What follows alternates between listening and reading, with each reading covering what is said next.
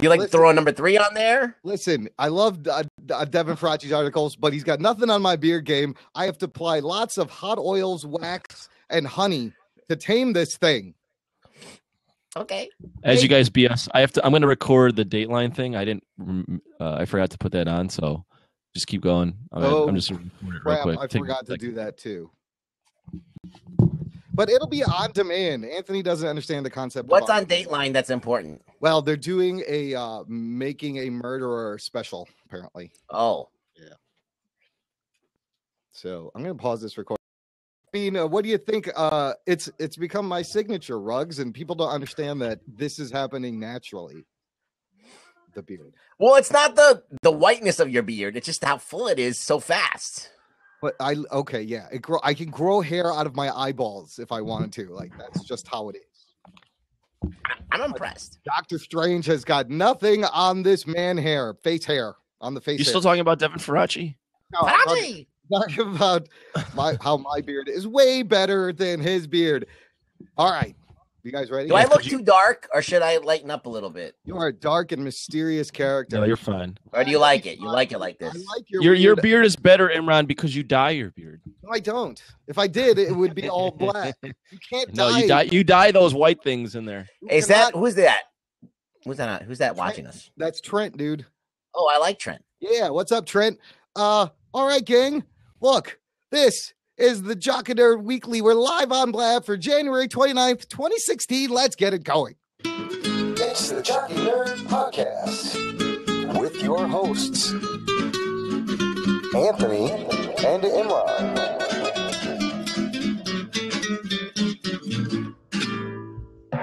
Jock and Nerd. What's up, friend? This is the Jock and Nerd Podcast. Welcome. My name is Imran. My name's Anthony. He's the Jock. And he's the nerd. And that makes up the name of the show. But we also got the Ruggs. He's the Rug Boy. What's up, Ruggs? What's up, dudes?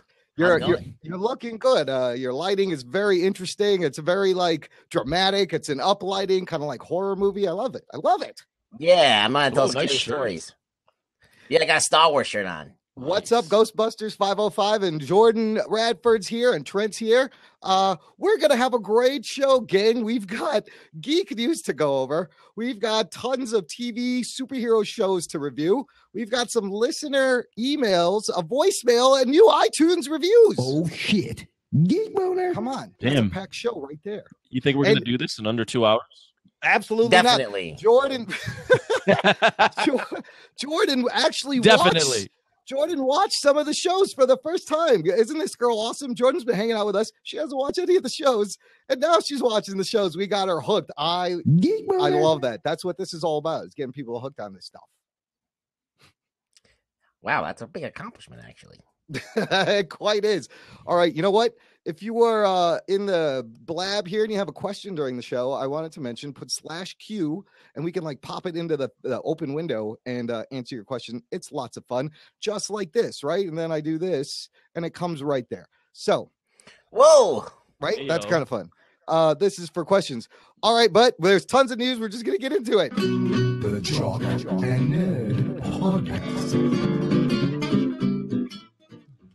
So you guys remember a couple, 2-3 shows ago, we talked about this awesome fan-made animation series on YouTube called X-Men Danger Room Protocols? Yeah, the Danger Room Proctologist. I like that, Joe. Danger Room Proctologist. It was really cool. It was like this 8-bit web series that this kid did with just using his own money, and it was going to be, it's like the Marvel Capcom video games, done by a fan, really huge fan of Marvel. Well, Marvel's shutting it down, people. Oh, shit. Lame. And I feel bad for the kid. That sucks. He had planned. Yeah, go ahead. I think that Disney was like, hell no. People will think that it's real. That's how good it was. Well, see, I would take that as a compliment, because if they did want to shut it down, that means it's really good. I also feel like they're trying to squash their X-Men stuff from, just as this beef. That's also true. That's also true. I just feel bad for this kid, because this kid's an artist. He learned how to animate. It was really slick. He had a 18 But he made the news. Plan. He made the news. This is great press. This is great for him. Yeah, it's very good for him. I'll But put a link at the in end of the day, and I know you feel bad for him, but at the end of the day, what he did was Disney is well within their right to shut him down.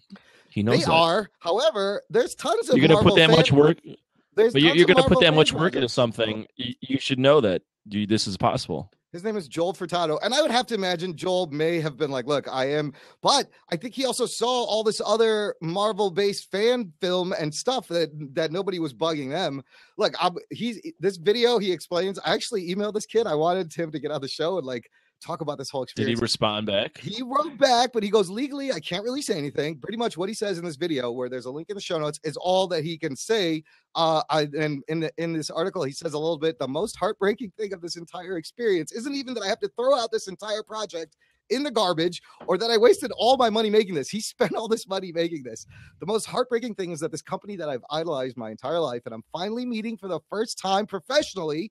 And this is the experience that we've gone through where now Marvel's looking at me like I'm an enemy to them. And that's never what I wanted. So it's crushing for a geek. You know, I get it. But exactly. He's going to get work, though, because this is getting a lot of press everywhere. So maybe he could talk to Nelly Furtado and then they could do something together. Furtado on Furtado. I like that. And they could make frittatas. It could be a frittata party. Yeah. Sounds yummy. You're such a lame ass. You should have hit a button after that. That was a that was a good lame. I messed that up. That was I need another button. Like, I need that soundboard. You should. How are you going to work that soundboard with your felty? With my penis. I don't know. I don't know.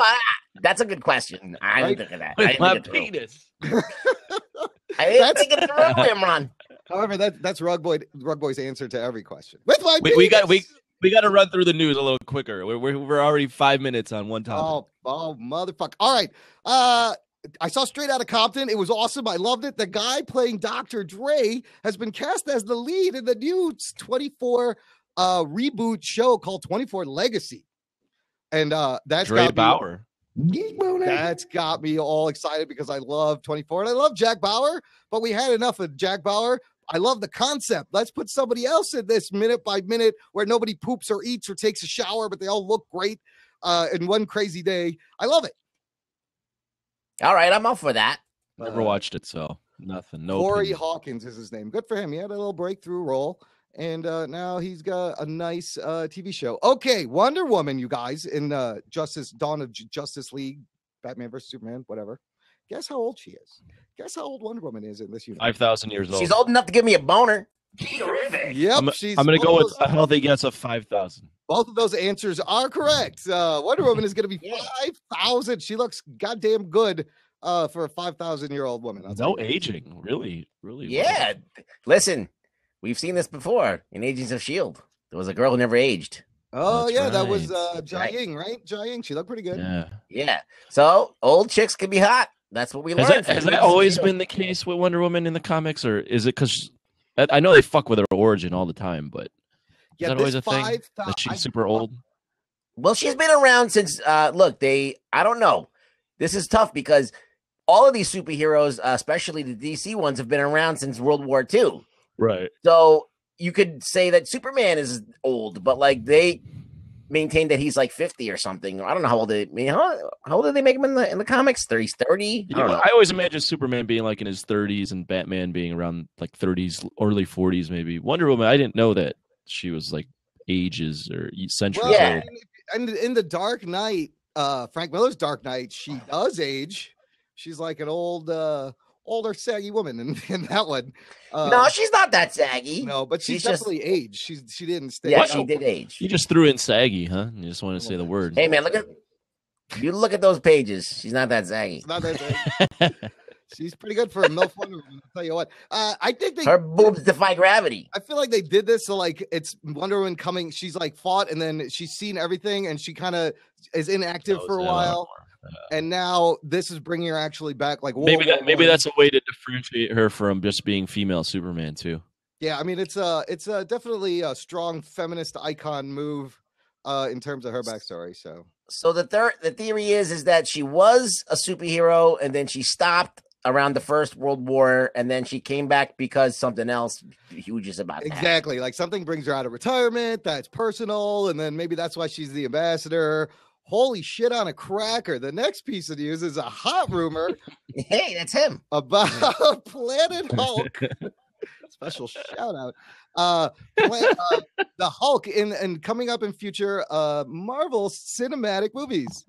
There's DMV Sports Doc. Hashtag holy shit on a cracker. Look, here's the problem. Similar to like Marvel and Sony have this Spider-Man deal where they kind of have to like work together. People want a Planet Hulk movie. Unfortunately, Universal can only make a solo Hulk movie. Marvel cannot. That's part of the deal. It's so strange though, because Universal, they did make a solo Hulk movie. Right, but they don't want Marvel making a solo Hulk movie. No, Marvel made it. No, Marvel made it. It's part of Marvel Studios. But with Universal. Probably, but it's strange that's I think they keep falling back to that excuse, and I think it's valid, but I think that they also just don't trust a Hulk solo movie. They don't want to take the hit again. Which is why I'm going to continue with your news story, and that's why they're making Planet Hulk a Thor story now. Well, and Thor. How is that possible? Look, there's a little bit of spoilery information at this link if you want to know. But basically, what I read is you take the Planet Hulk story and you tell it over a course of several stories. I've also heard that it'll start in Thor and then it's going to continue like in Avengers Infinity War 1 and 2. Like, so what is it going to be, like a flash forward? Or I didn't hear that. So what I heard was they're going to send, so whoever is the bad guy, Loki and Hela, maybe. Yes. This is a spoiler. Yeah, so, hold on. This is huge possible spoilers for Thor. Huge spoilers. Yeah. So possibly Loki and Hela will banish Thor. He might get like his head shaved, off sent to another planet, a war world similar to Planet Hulk, and he's gonna have to fight his way up. And then when he gets to the top, the main boss of this war world is the Hulk. That's awesome. Can you imagine that reveal? That's a great plan. That's the start of their buddy tandem part of the movie. And I've established Hulk as this gladiator. He's been on this planet fighting and gaining respect like an MMA dude. And then he's gonna come back. Or he's got to do the same. Yeah. But how did they get him there? Loki and Hela, they just you know how they banished him to Earth? Same shit. They just banished him to another Hulk planet. there? No, but Hulk there, yeah. Yeah, that's a little weird. Again, last we saw Hulk, he was he was flying, yeah. That's all we know. He flew off into wherever. I didn't know the Quinjet could go into space, though, so I don't know. Kind of a stretch. Maybe he got caught up in some kind of temporal space as Guardian bullshit and it got zipped over Space there. doesn't exist, though. You know why? Why? B.O.B. says so. But the Earth is not round. That went right through my ball sack. I have no idea what he's a guy named Bob said so on the internet. The rapper Bob, by the way, he thinks the Earth is flat, and he's a fucking idiot. So bring your own beer. Bring your own beer. It's the most unimpressive name for a rapper too, but I think I don't know what it stands for. B.O.B. So that's how they can start. I just had to throw that in there. They can start. We had to shove that in somewhere. Every episode will have a making a murderer reference and a flat earther reference. Flat earthers, we know you're out there. Just quit. I'm going to say it on the air. I'm not credited with saying this exact quote, but Luke Thomas, who's an MMA guy, was asked his thoughts on B.O.B. and I have to share. The guy's either trolling the internet, mentally disturbed, or irredeemably stupid. One of the three. I'm hoping for irredeemably stupid. I think it's that's funny. I just think he's hip hop. That's all. That's hip hop, yo. Not knowing shit is hip hop, yo. He's trying to sell some records because he hasn't been relevant in a while. That's hip hop, my friend. This is the world we're living in, people. Like if you're trying to sell something, just say some ridiculous shit and you get some press, and now you're popular again. That's all it takes. It's really not that hard, and it's quite irritating. So sorry, I'm sorry. I torpedoed this, but we can keep going. What's their next bit, Imran? Moving on. There's been talks for a while since Disney bought Star Wars that there will be live action Star Wars TV shows. Now, here's what they're going to do, which is smart. They've seen the success of the Marvel shows on Netflix. There will be live action TV shows on Netflix. Geek boner. Which made me there will be, or is that it's just rumored, right? Their live action TV series is coming to Netflix. I still have no idea how Netflix shows make money. I still don't know. Subscription? Well, the subscription, they make money for Netflix. Netflix pays the shows to have them on there, and then Netflix hopefully raises their subscription base off of these shows. And they got to cover that cost, Netflix somehow. Right. It becomes a commodity. They say what it does is they hope that people don't drop off after a month, and they just keep their subscriptions. So it's retention But and every time that they keep someone for a month, they make lots more money. $9, $10, I wonder what yeah, their whatever it cost is. per customer is. Their customer acquisition cost? Yeah, exactly. You got it. Shark See? Tank, son of a Talking bitch. some fucking sick geek sales talk up in here, Mark. Whoa, I need a tie. Jesus Christ. Nobody's wonderful here. But look, it made me think, what if there's a Marvel Star Wars crossover? Geek boner. That could happen now. It's not gonna happen. It could though. That's not gonna happen. It could happen. What It if could the happen, Guardians but go out in low space percent. and they run into these fuckers from the Force Well, Awakens? All right, maybe if you stretch it like that, but I think that it shouldn't happen. Well, the way it would happen is the way, what's his face from the fat guy, the fat comedian on Shield. What's his name? On where? On Agents of Shield. Koenig. What's his real fucking name? Patton Oswalt. Patton Oswalt. Yeah, The way he had described it's the way it's going to happen. Actually, that crazy rant that he did, you could make Those that kinda make movie sense. now. Yes, he does actually do a good job of that. I forgot about that. I might post that in the show notes. You got to listen. Patton Oswalt, he's It's filibustering, awesome. and he just makes up this crazy geek childhood story of combining Marvel super everything together in one movie, and how it's a good story. You got to put the one where he it's uncut, like the where it's super long, and he's Yeah, just it's like like a and he's just doing it 7-minute off the clip. cuff. Yeah. Oh, it's great. It's so good. And people are leaving while he's talking. Patton's hilarious. Speaking of Star Wars, I have no idea what you're talking about, but it's supposed to be cool. It is funny. Put it in the notes. Put it in the notes. Speaking of Star Wars, remember how I wanted Darth Vader to be in Rogue One really badly? Turns out Darth Vader's going to play a pretty big role in Rogue One. Rumor has it. Did they listen? See, I Smart. think they do listen. I think that the guy who owns Disney and that just him listens to our show. Iger, The Is that CEO, Bob Iger. Yeah, Bob Iger? Bob Iger. Yeah. No, That's super smart because Rogue One, although it has the Star Wars brand, is the first Star Wars like anthology film, so it's a little bit of a risk. So you throw Darth Vader in there, and you get that kind of recognizable face. I think that only helps. Yeah. Plus, they're like, there's gonna be a new TIE fighter design, and they're gonna have the AT-ATs in there, which we see for the first time, I think, in Star Wars. Who the fuck are they? AT-ATs? Oh, the big Whatever. camel fucking robot things. Yeah, the useless things The that big- fall down. The Really, big, slow, lumbering things that you just gotta tie up their legs. and they That is the fall. most unpractical weapon ever. Yeah. listen, you're preaching to the choir here. I wanted one when I was a kid, though. Like having that toy was awesome. It is a cool looking toy, Yeah. but not very practical. Not very practical. All right, what else we got? Let's do this one because we've had another celebrity death. There's been a string of celebrity deaths, but this one to me is it means a lot. It's Abe Vigoda. It's actually the Abe Vigoda is dead joke that I'm sad of. That's also dead. So Abe Vigoda, 94. Everybody knows Fish from Barney Miller. He's been on late night shows. But Anthony, are you aware of the Abe Vigoda hoax? No. Death hoax? You never seen this Abe Vigoda death hoax? Like every year, he's dead for years. Yeah, every year. No, I never knew. You never know that? Every year you would see like a post or a story said Abe Vigoda is dead. That all started back in 1982 because People Magazine article had mistakenly wrote the late Abe Vigoda. For 34 years, this joke has been going on. To the point where when Abe Vigoda actually does die, like I don't think anybody believed it. He's dead. Yeah. He's real dead right now, right? I don't think he can live that much longer. He's like 94. How much Wait, more? He's not dead. He's No, dead. he's dead. No, He's he's real- really dead. Yeah, okay. He's Now you're dead. confusing me. He's next to the hooker in the snow. I thought he was dead. Rest in peace, Abe My Vigoda. favorite He's Abe Vigoda hilarious. role was in Yeah. Look Who's Talking when the baby's playing with his big eyebrows. That's my favorite.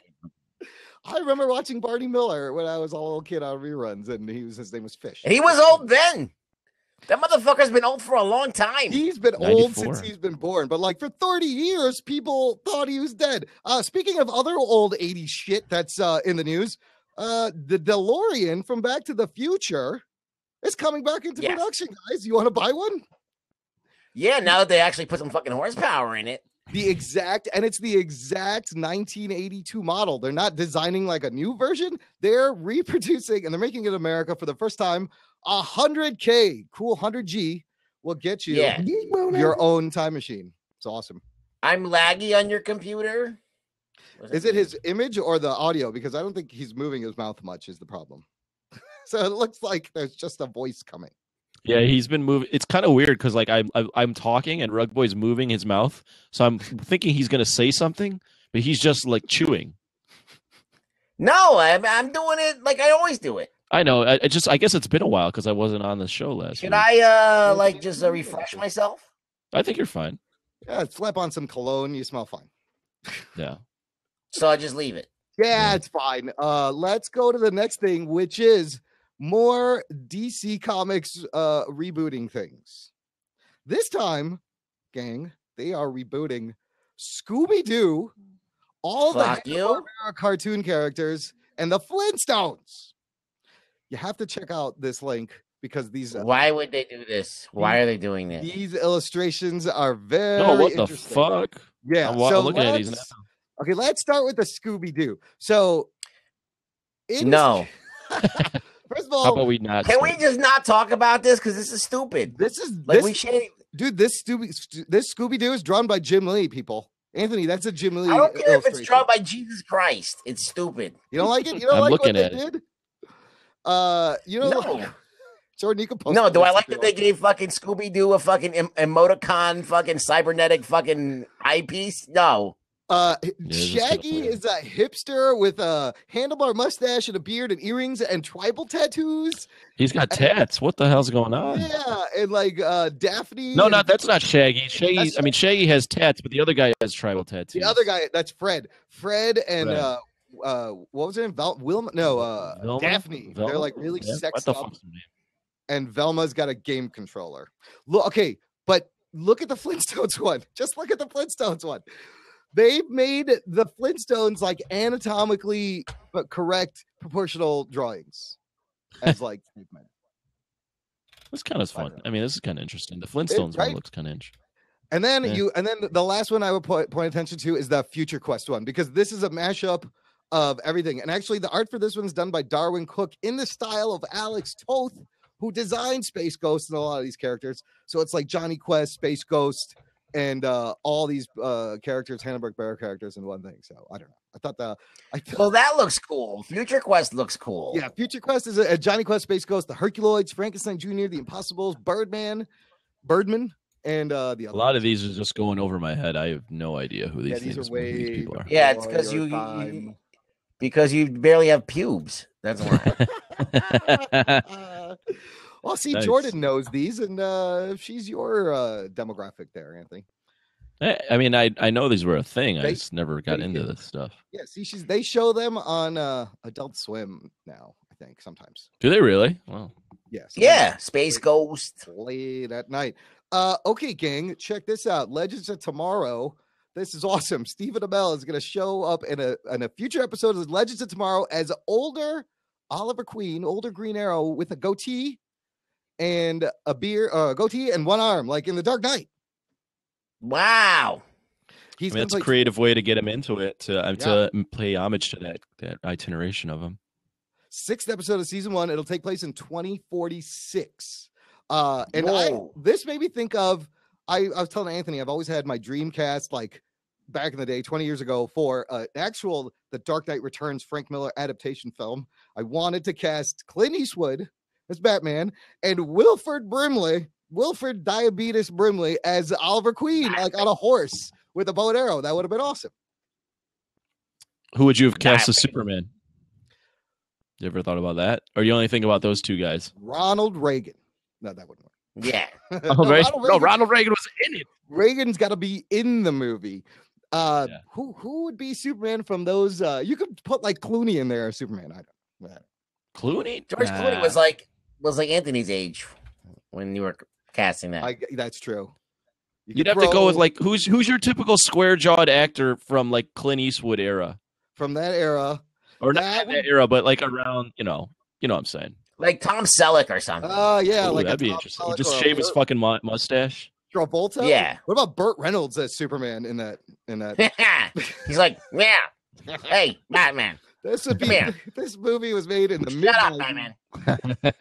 Wilford fucking Brimley, though. But remember, wasn't that Jean-Claude Van Damme movie, Hard Target? He was like on a horseback and he was all badass. He was badass. Yeah. Hard Target. I didn't think we'd ever hear that referenced. Dude, Hard he was Target. Cajun. He was a raging Cajun. Hard Target is the bomb. Okay, moving on. Netflix, Iron Fist, Marvel's Iron Fist on Netflix has a writer finally. There's getting some movement.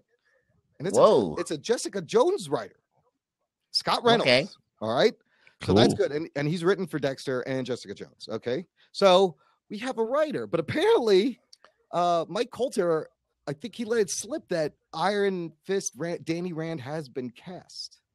Whoa. And they're just waiting to announce it. All right. Well, I can't wait to hear that news. Yeah. Yeah, I don't know when. I mean, there's news there, but there really isn't news there because you knew someone's going to get cast, and he still didn't reveal a name. So it's just like, it's the kind of news. That was a fucking cock tease, Mike Coulter. What the fuck? Here's some news. Here's some news. Jada Pinkett Smith is returning as Fish Mooney on Gotham this season. Shit. Can you fucking believe this shit? That shocked me. I thought she is she dead? She got put. Died. Well, we didn't actually see no body, no dead. You didn't see a body, pushed right? Off the building, and then you saw water.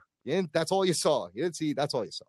But they're doing. She's a Fish Mooney. She could swim real good. She's gonna be. Maybe she'll have gills.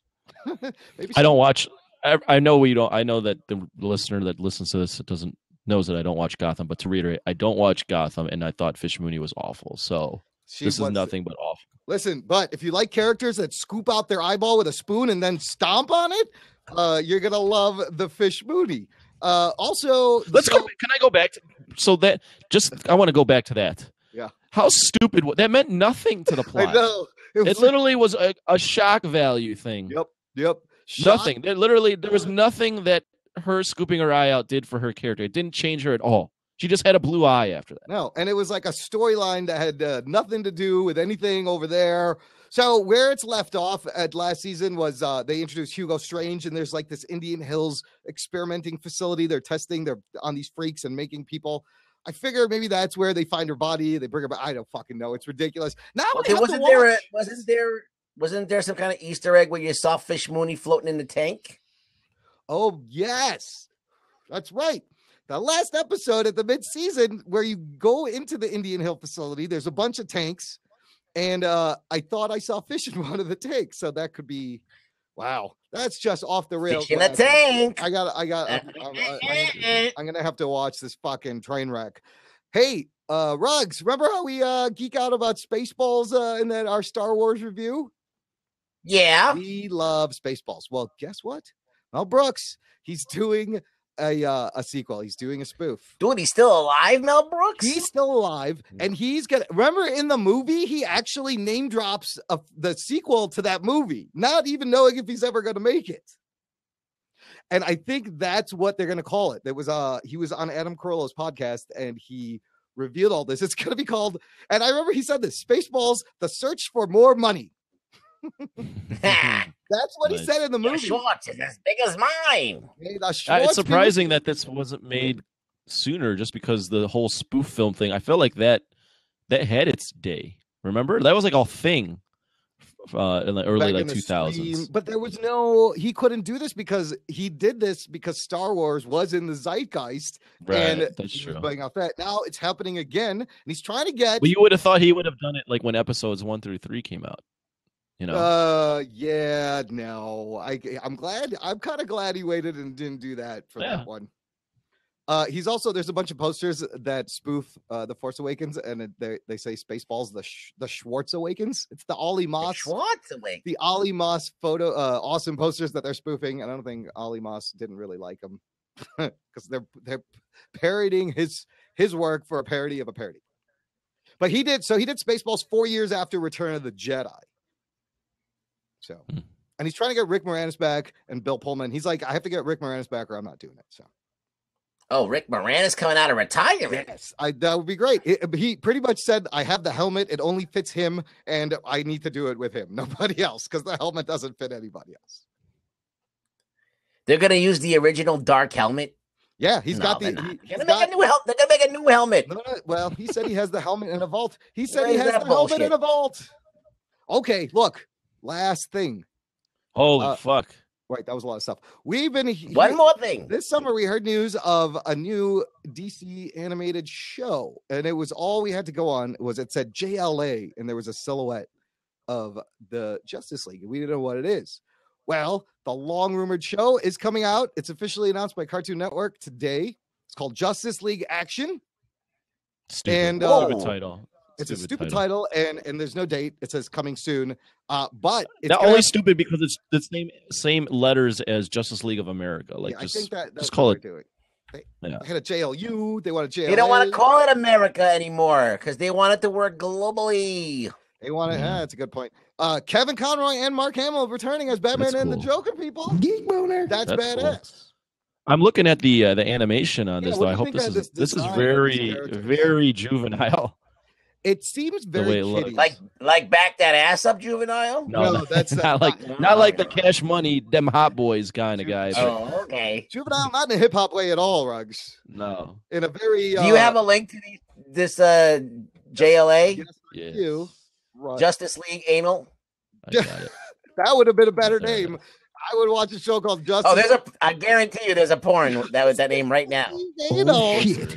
I'm gonna have to look that one up. But so the design on these guys is interesting. It's a very stylized, simplistic. I feel like they're trying to match it to the movies again. Like Superman doesn't have underwear; it's all just a blue suit.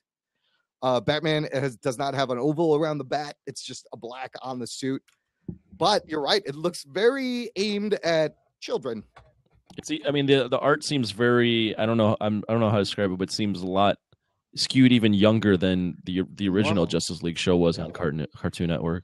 Well, that might be because it kind of looks like Ben 10-ish. This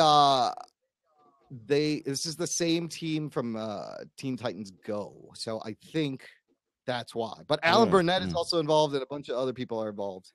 But when you throw in Kevin Conroy and Mark Hamill, you think it's going to be a little bit more mature, right? Because the way they've played the characters has been a little older. I feel like maybe they've seen how popular Teen Titans Go is with the small kids, and now that those kids have maybe grown up like 2 years, they're just going to elevate it a little bit and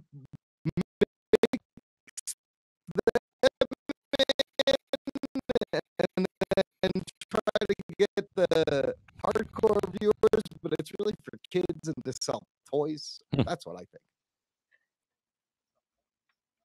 Yeah. Phew. I'll check it out. Let's get to the show. Cool. Whew. We did it. How long did it take? What was the clock in? Yeah, that's good enough. Moving on. Oh, so. Jordan likes Teen Titans. Jock and Nerd. Jordan, they're making a full-length Justice League versus Teen Titans animated movie that's coming out soon. So you guys should check that out. That looks pretty cool. I watched the trailer. Did you guys watch Batman Bad Blood? Give me like a 2-minute review. Yeah, it's cool. I don't even know what is it. There was hardly any Batman in there, but it was basically Batman gets sidelined for an undisclosed reason, which will ruin the movie. And it basically does the whole thing where Dick Grayson dresses up at Batman, and he has to get along with Damian Wayne and Batgirls as Robin. Yeah, and they're trying to figure out where Batman is. So Batman's not in the movie that much. Like, he's in the beginning and the end, but then, and the rest of it is like everybody else trying to take up the mantle of Batman movie with barely any Batman. It was all right. You said? I like the action sequences. There's some badass fight scenes in that. Speaking of which, Imran, I still gotta return Batman and Robin, whatever the hell it was. Did you like that? I haven't even watched Batman versus Robin. I'm going to. I just haven't watched it. Whatever. Watch it. Don't watch it. Okay. Bring it back. So here's the first spoiler alert for the show, people. Spoiler alert. We're going to start with this week's Supergirl. However, I don't think we're spending a lot of time on this because I think we're going to cut this show moving forward. What do you guys think? Ruggs, Yay. I definitely think we should because I haven't watched the past 6 episodes. So yeah, maybe, and we have enough shows to talk about. And if we're just gonna, but you guys can talk about it if you want. If you have anything on it, like the Gotham thing. If we're just I don't have shit. Complain about it. What's the point? Is it still suck? Let's just go with incrementally that. better, I think. Ruggs, what do you think? I think that we're used to how bad it sucks and it doesn't bother us as much. It's like when you start listening to a shitty band and you listen to the songs over and over again, and it's not as I like annoying as Chumbawamba. I don't know. What everyone's talking about. Lame. Okay, look, this is like it lulls you kinda to does. We're up forgetting to how episode shitty it 11 is. of the first season of the show. This one's called Strange Visitor from Another Planet. Now, I'll tell you what I did like. This Jenna Dewan Tatum plays Lucy Lane. Have you seen their lip sync battle episode where Channing? Oh my God, that was very Yeah, good. She pretty much does like a dirty strip dance on Channing, and it was fantastic. Jenna Dewan What's her Tatum. fucking Actually, name? both of What's them her name? together, they're really cute. They're like a great couple. They're in Step Up together. Yeah, Oh, they're yeah. married, First and like Step they're so down to earth, and they're That's so how I cool. know. Like I admire them more. So I like the actress. I don't know about the part or the character of Lucy Lane. She's 35 years old. Holy shit. Goddamn, Yeah. she can do a lap dance though. I'll tell you what. Well, let's talk about So here's what happened. Supergirl. Okay. Well, you can describe what happened. I'm Okay. just going to generally overview the show here. Like the show has moved on from its Freak of the Week thing, and now they're starting to develop like an overarching story, and I think that's why we're like watching it without groaning as much.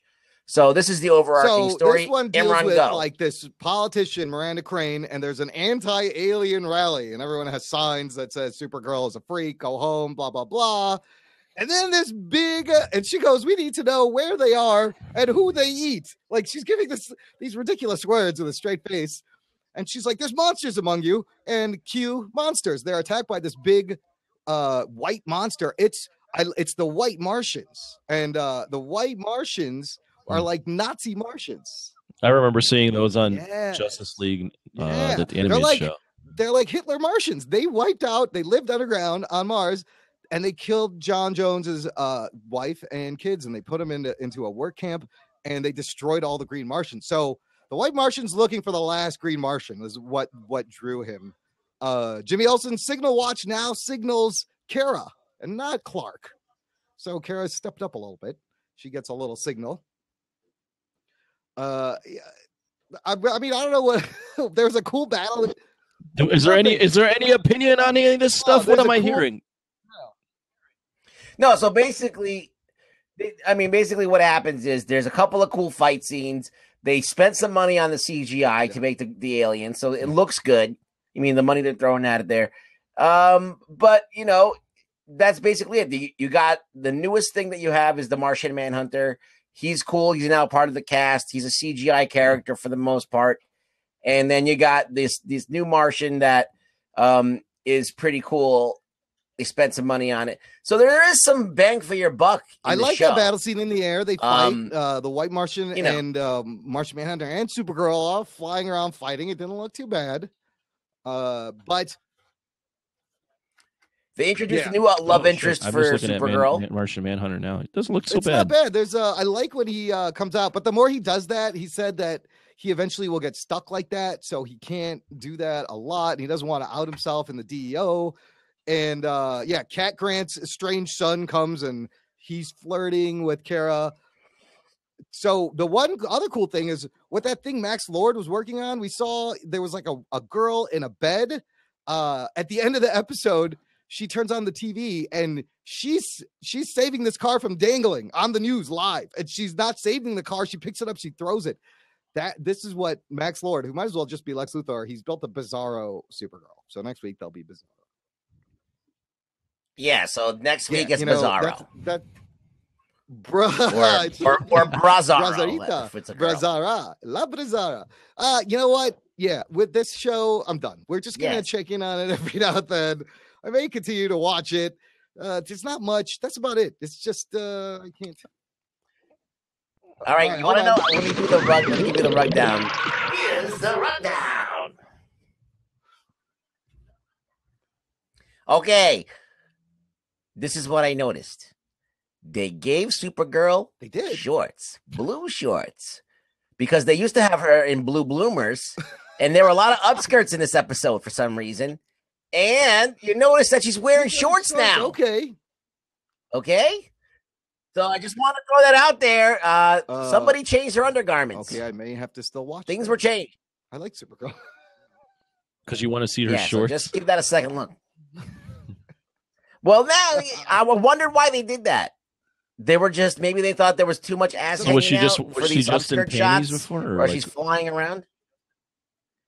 Yeah, she was just in bloomers, like Penny, so they modified the costume a little bit. Yeah, when she's wearing the skirt, she's got shorts under it now, like shorts that go like down to where the skirt goes. Oh shit! That's why it looks terrible. All the attention from the fappening. Okay, so now she's all like bunchy and bloomy down there.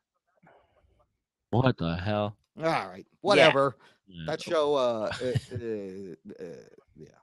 Next show, people.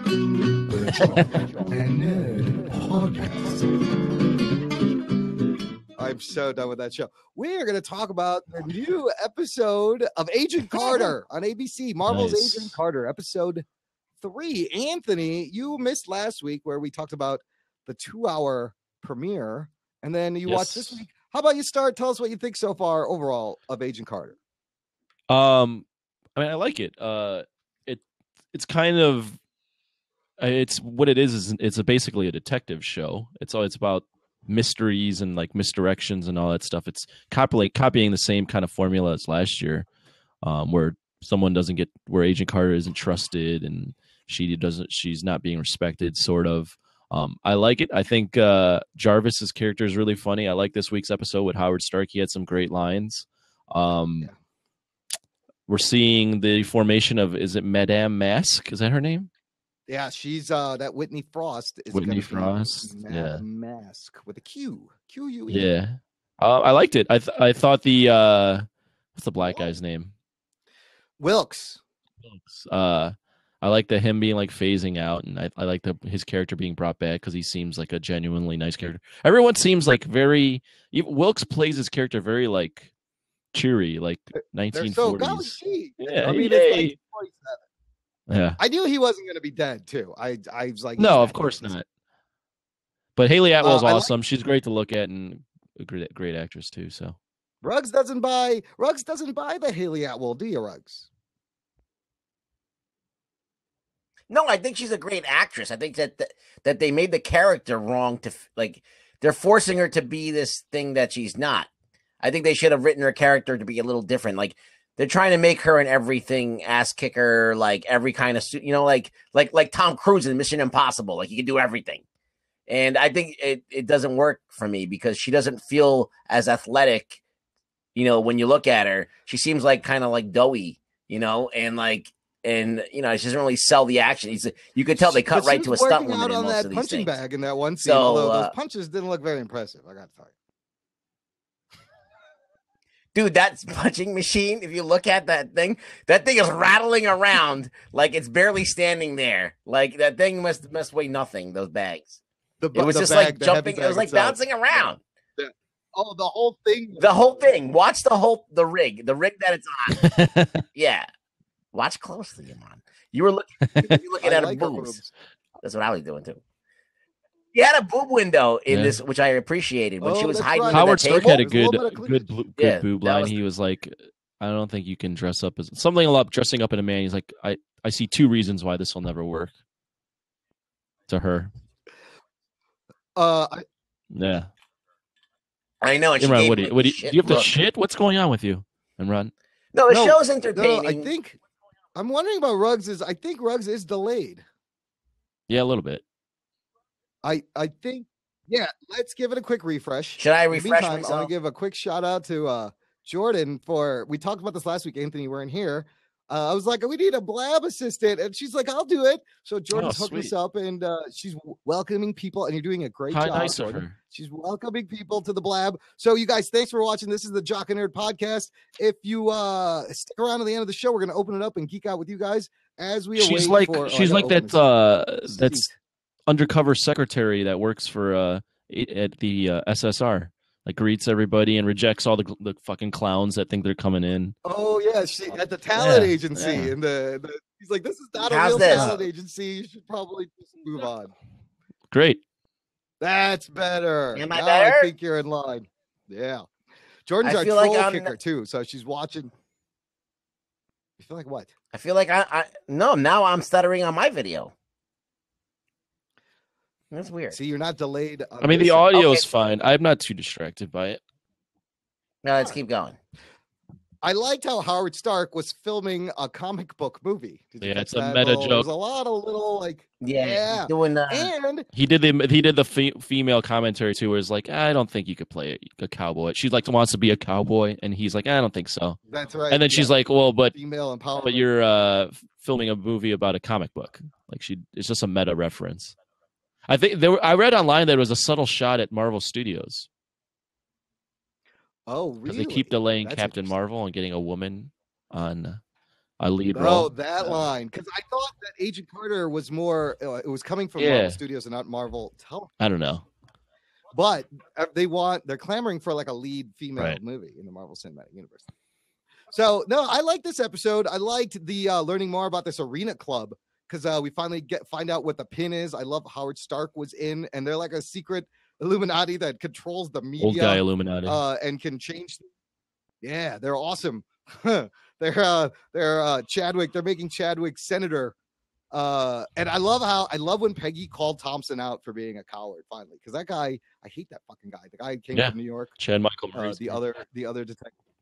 He's he plays such a great. Yeah, he does. He plays a great dick, but he's also like he plays it well because he plays a dick, but then he also plays the fact that he kind of has a conscience and has like he knows that there's something up, but he's underplaying that. So like he can be extremely unlikable and then being like, all right, I kind of can see this guy being all right. I mean, he was when the Kirkwood Smith was pressing him, he was kind of playing both sides for a second until he realized that these fuckers just want to destroy and keep everything quiet and what is really going on here. I'm enjoying the fact that there's kind of layers to this story. Like we still, even though we know what the arena club is, we still not all that sure about that FBI guy, what his intentions are. We know that he's up to no good. And we're kind of still figuring out Whitney Frost and what her. Now we figured out she's a genius scientist. So like, there's more and more stuff being revealed. So that Dark Force matter, it turned Wilkes, it shoved him into another wavelength of light. And I love how Stark has a formula. Of course, coincidentally, he's been working on a formula to see all kinds of wavelengths. And he shows up. So is that why the stuff was floating around? Yeah, he was trying to like, distract her, like get her attention. So he's picking things up. Oh. Like things that are light enough for him to pick up. But like if he can interact with matter, why do they walk through him? I don't understand. You know he watched her shower also. That's what he was doing.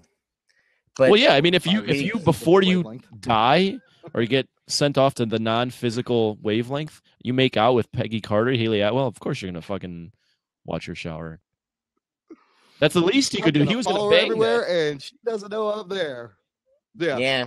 Yeah, they're gonna get together. She was flirting with a ghost. Like that was the only thing that's weird is I don't like the love triangle thing with Peggy Carter. Oh yeah, I said that last week. There's always this. She likes him, but he likes her, but she's into him, and none of them get together. I hate that shit. They should just give one boob to one guy and one boob to the other guy. I don't think either guy can handle. I don't think either guy can handle even one of her boobs.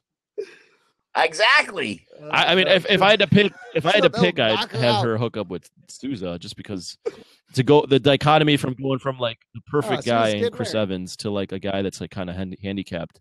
It makes sense for her character. Like her character is the type to not recognize any of that and not see that as a flaw. They will. I bet those two will get together maybe by the end. But something's got to screw up. He wants to marry that girl. I love that this is the birth of the voice of Jarvis as the security system. Geek boner. He adds his voice to the door, and then Jarvis goes, I have no desire spending the rest of my life hilarious. as a disembodied voice. And I was like, oh shit, that's the. Did you guys catch? Jarvis. I mentioned this to you and run off air, but did you guys catch that Jarvis's wife isn't really American? She was saved in saved from the Holocaust by Jarvis. Yeah. By Jarvis?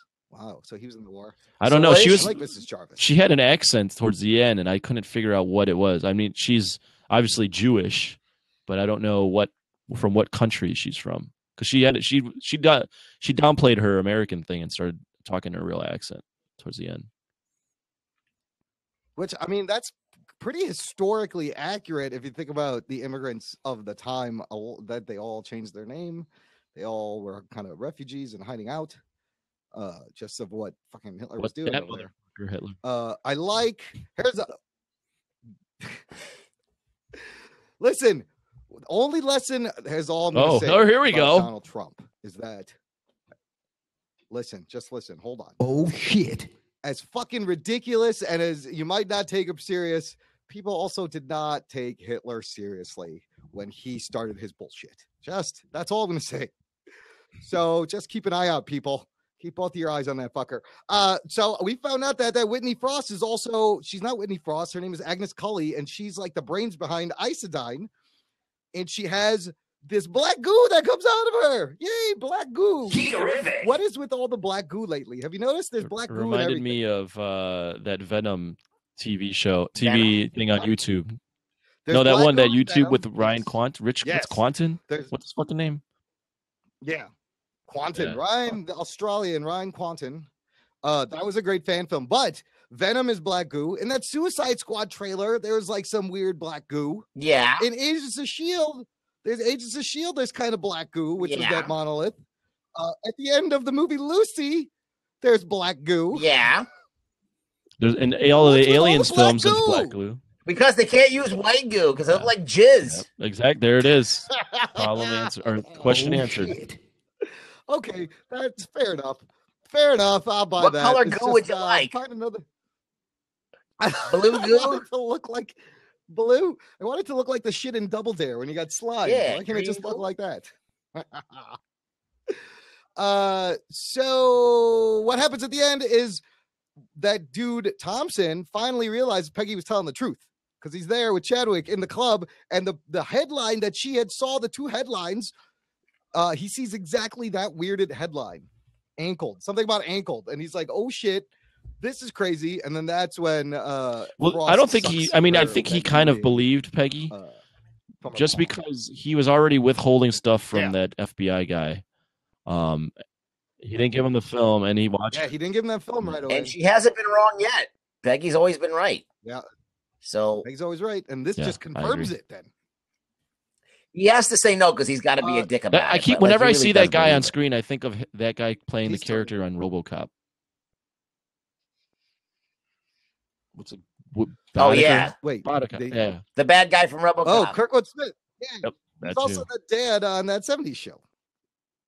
He was the father. Kirkwood Smith is a great actor. He plays a great evil dick. No, I'm digging the show so far. What do we got? Like, is it 8 episodes total or 6? I don't forget. know, It's man. not a whole bunch. I'm okay with it. Yeah, so. I want a little bit more oomph, but let's see what happens. You never know what they got planned for this one.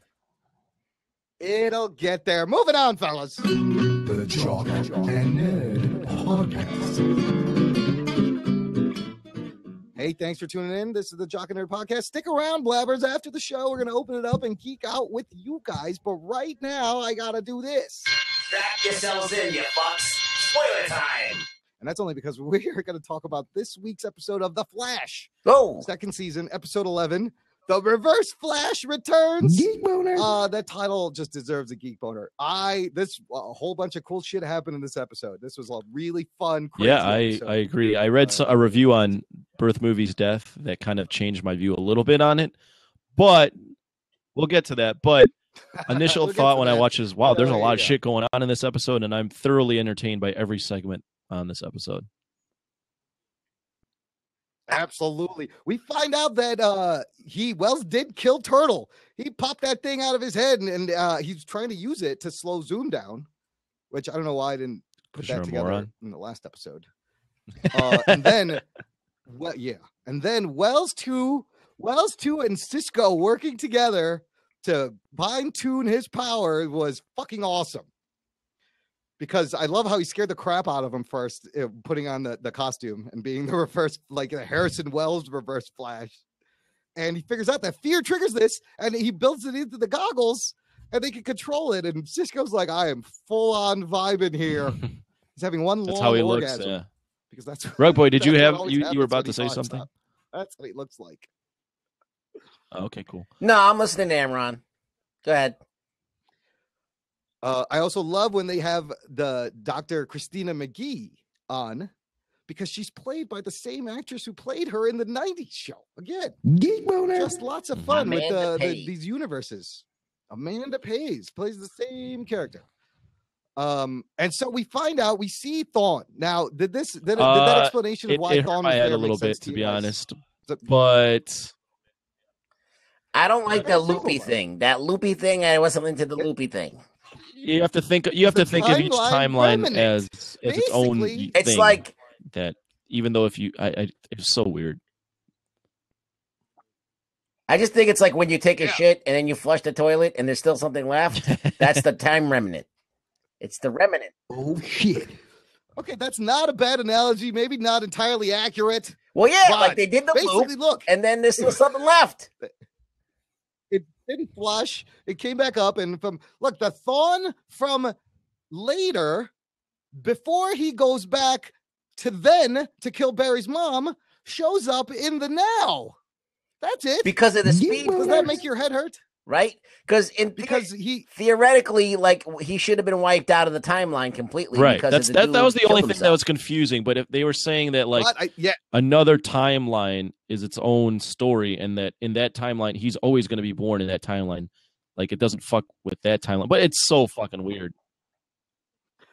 Oh, I was thinking more of like, there's this in the Speed Force, you're outside of time and you can get caught and get reabsorbed. Also, it's kind of like in Legends of Tomorrow, like he hangs out in the Rave Rider in this like time limbo area. Like, it's just like, it's all fucking bullshit.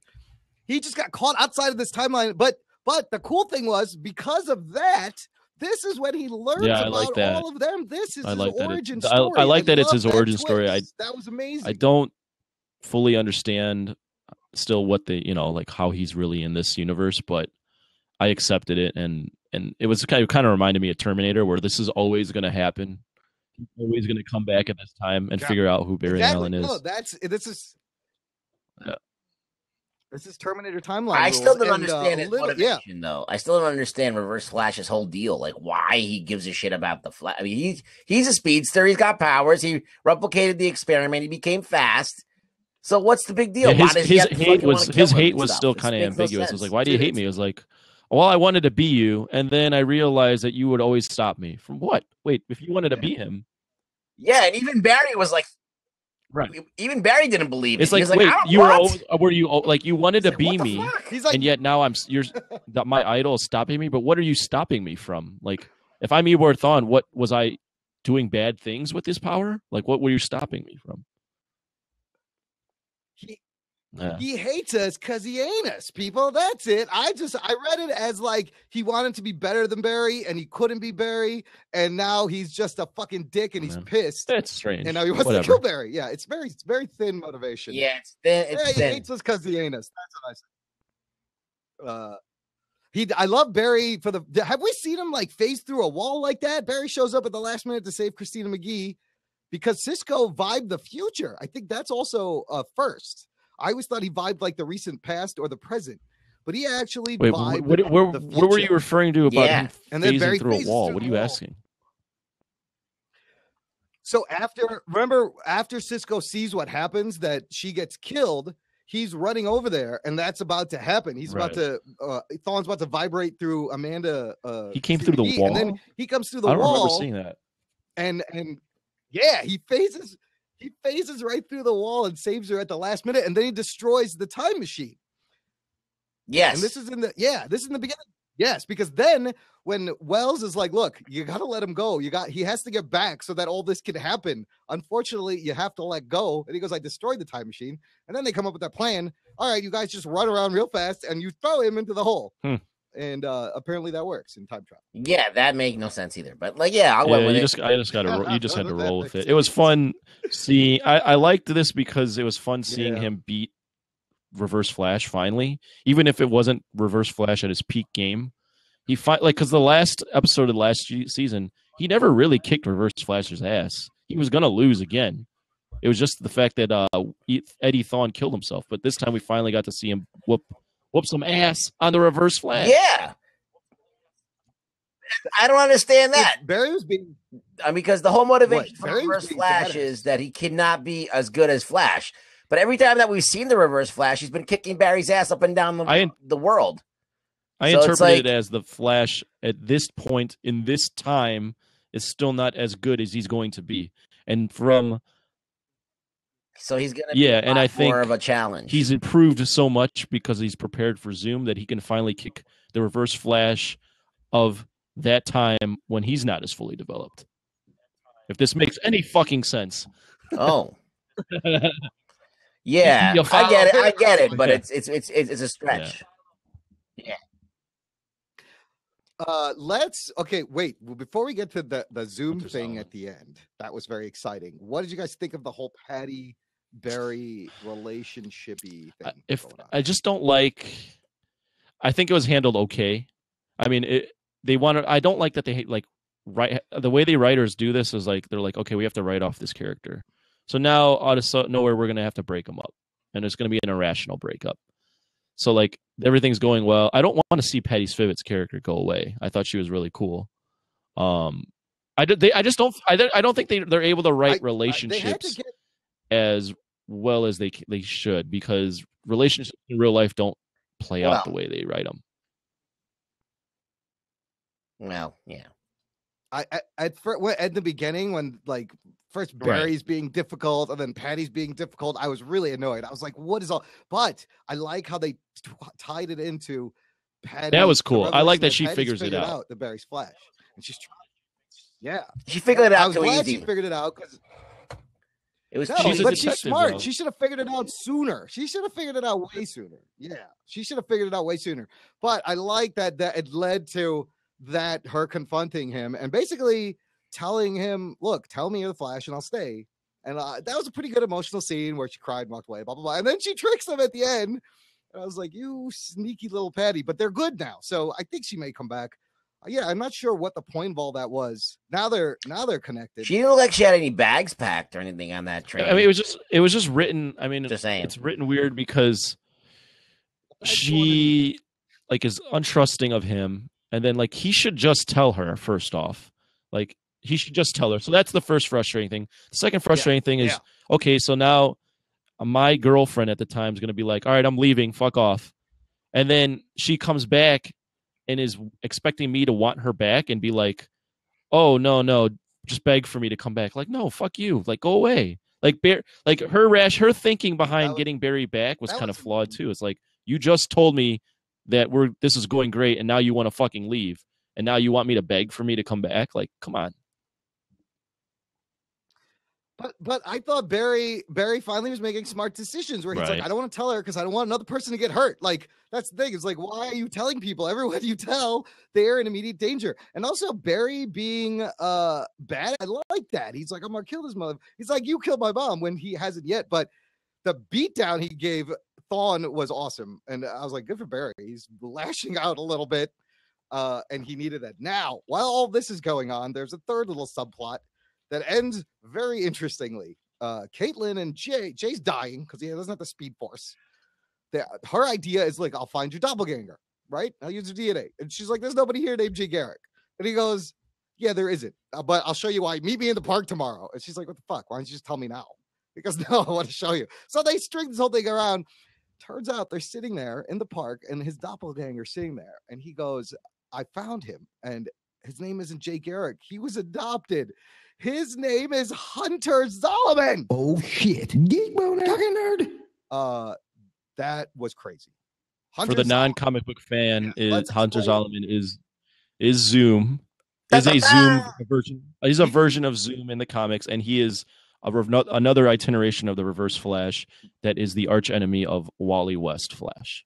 Yes. Wow. So is Zoom in this show Jay Garrick's Earth One doppelganger? Here, I have an email from a listener. And he actually wrote in last week, Anthony Clegg, and we read his email. He says Jay Garrick is Zoom. He said his Earth One counterpart was called Hunter Solomon, who's a DC character called Zoom. I think that's quite cool. Never thought of him as he is from Earth 2, but what if Earth 2 Zoom is actually from Earth 1? Thank you for writing in, Anthony Clegg. That's a good little twist on that whole thing. I did not see that coming. Do you guys know Hunter Zolomon's like motivation for why he hates Flash? A little bit. Wasn't he like you said, he was friends with Wally West. He's Wally West villain primarily. He idolizes Wally West, and something tragic I think happens in his life, and he asks Wally West to go back and change the past. Oh, he gets paralyzed in a wheelchair. Yes, yeah. He asks Wally West to like use his powers and change it, and Wally West is like, "No, I can't fuck with the time stream," and that's when he develops a hate. Sorry. Yeah, and that's when he develops a hate for him. Somehow he tries to do it himself using the cosmic treadmill and there's an explosion and he gets powers. Let me go through real quick. There's been a bunch of reverse flashes. So some of these names they might throw around and there's some cool tie-ins to the show even. For example, the first reverse flash, his name was Edward Claris, also known as Rival, and he was the Flash from the 40s, the Golden Age Flash, right? Next one is Eobard Thawne, also known as Professor Zoom. He first appears in 1963.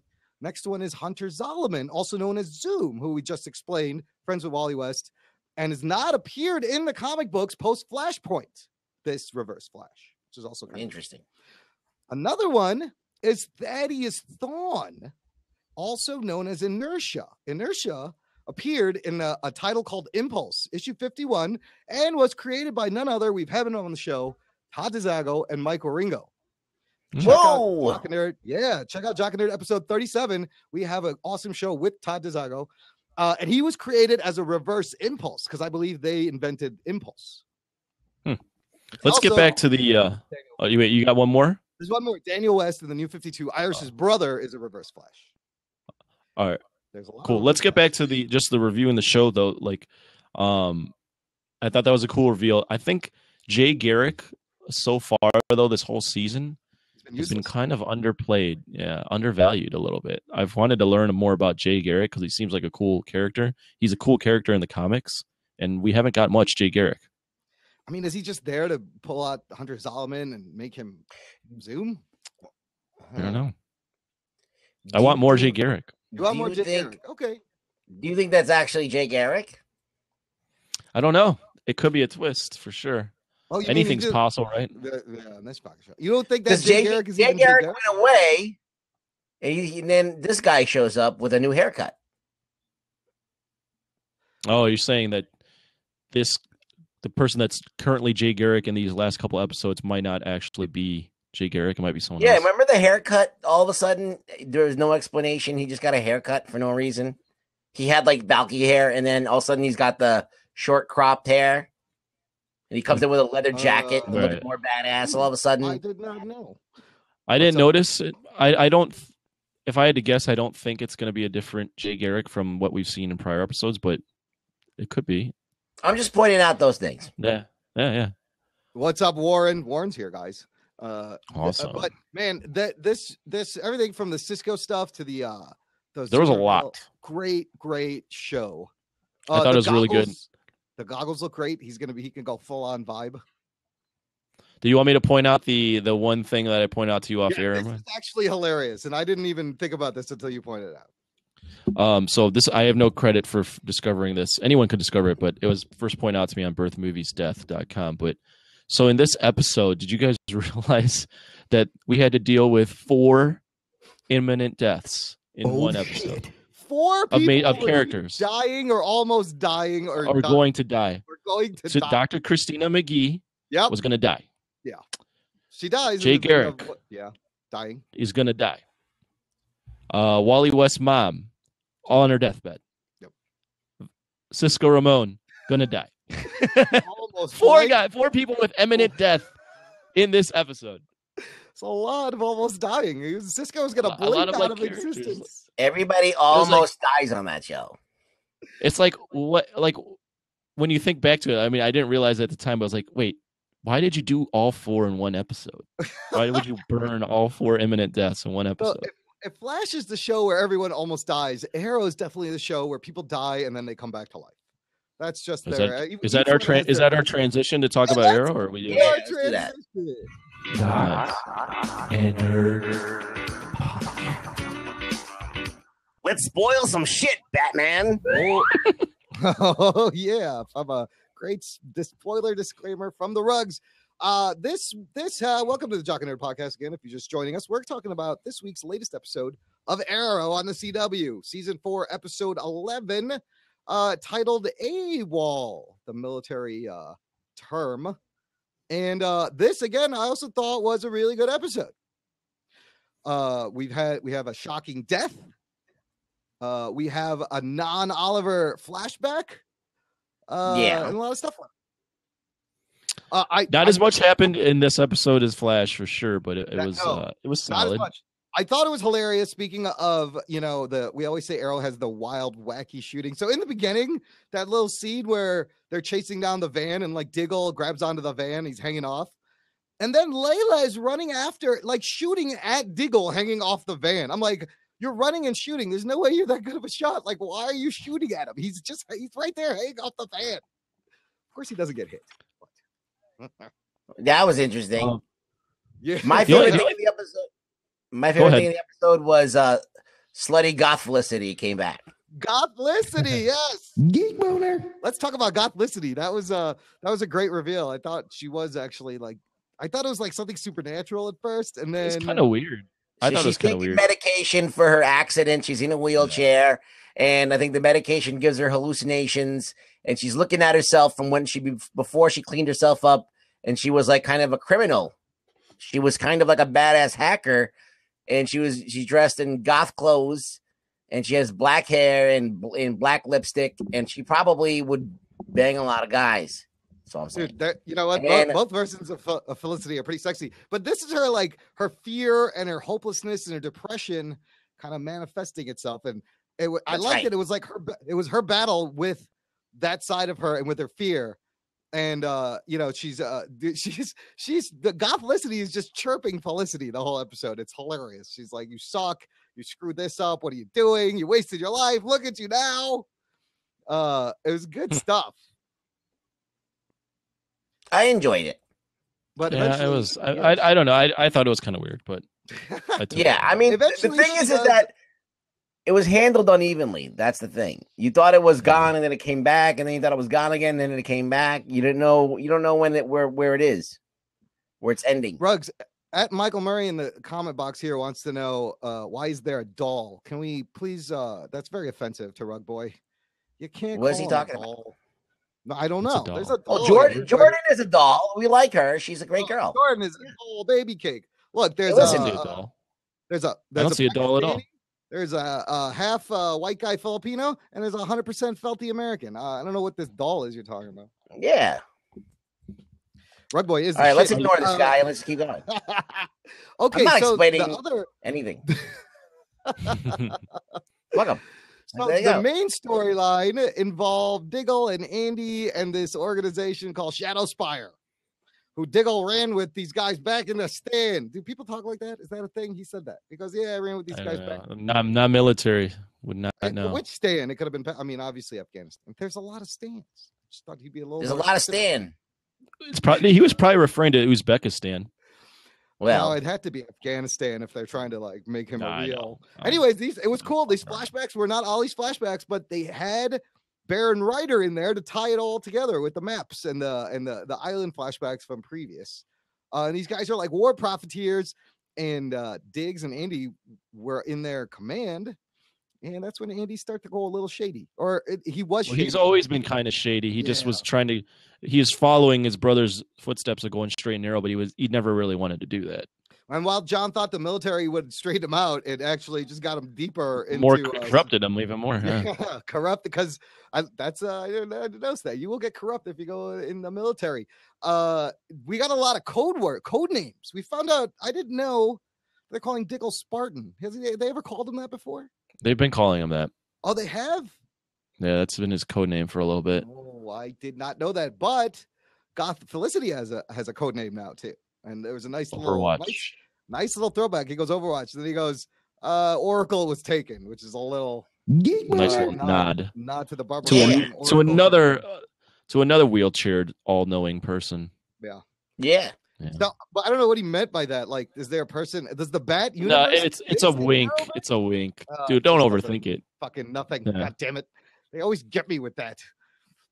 So basically, the big thing here is what are they trying to do? They're looking for oh no, these guys No, attacked they were Argus. at Shadow Spire was basically doing a front on getting these weapons, but there was a distraction. They were trying to attack Argus to get the something. I don't even know what it was.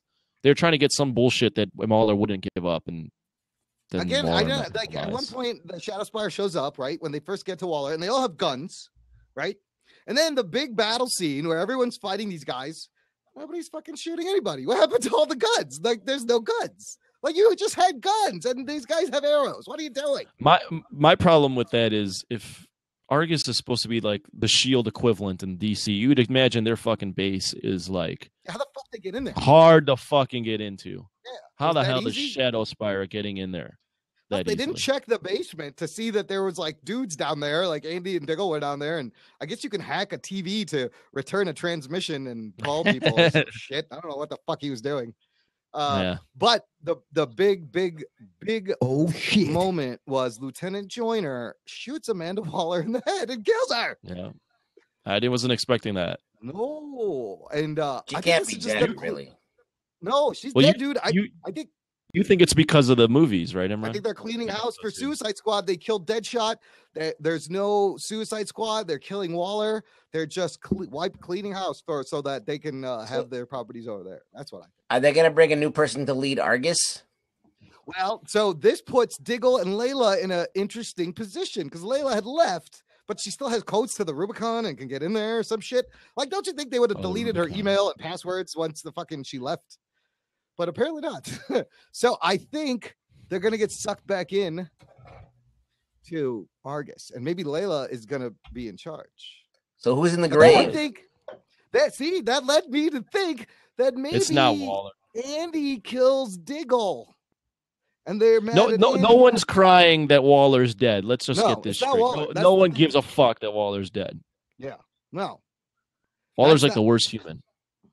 Plus, we also don't know if Felicity can walk in that scene because we just saw her sitting in a car. I thought about that too. So I Yeah. don't know. They said in I this think episode, she'll they get said the cured. doctor- they tell her it's permanent, that she's not going to walk. No, but Ollie literally says she's going to be cured. He goes, "We're in a world now where people can run.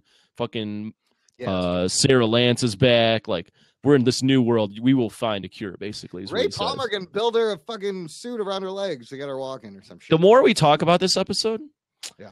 the more I realize I don't know if I liked it. Really? Dun, dun, dun. Yeah, because we had so much momentum coming off of like I'm more interested in Damien Dark. I didn't like this side like Shadow Spire thing. There was no Now that I think about it. Damien Dark at all. All that we got was Waller's dead. Okay, whatever. Waller's a huge bitch and we don't give a fuck about Waller. Yeah, She was hasn't not really a done good ever person. anything. Yeah, Yeah, not a good she really hasn't done anything. The only thing we got really out of this episode was like Diggle's brother's kind of back on like being a little bit on the straight and narrow. That's the only thing we got. There was no momentum towards Dark and like Ollie's conflict, and there was they built a huge thing off of that in the last episode. I thought Yeah, there was a lot of momentum following that. They kind of stepped away from that for a They second. took a just break to from kill it. Waller. Just to kill Just to Waller. kill Waller and like I don't care Shadow Spire. I don't give a fuck about Shadow Spire. That's an actual. I think that's from the comic books too. But yeah, we never Oh, met for them. sure. I do gotta say, Hey. I loved. I like seeing Speedy Canary and Green Arrow like together jumping off things. They look pretty fucking cool. At least they didn't use that stupid scream this time. Because No, it that did screen looks was weird. terrible. It looks bad on screen. Remember in the beginning of Arrow, like, didn't Diggle have like a sister or something? He Like had hot a sister. no. That was Andy's wife in the beginning of Arrow, and he like had the hots. They were like hooking up. Oh Yeah. that could come into play still. Well, because he mentions like why he's pissed at Andy that Andy left his wife and his child like without telling anybody. And Yeah, they pretending he haven't was- brought her back in a while. Yeah, She could be used. No as a mention. piece. Yeah, No mention. yeah. Let's get back to the Damien Dark stuff. I like that. This was. I like all that. about- Yeah, Yeah, but this was all about Andy and Diggle and Waller. But good show. All right, guys, we got one more left. Let's do it. The Jock and Nerd Podcast.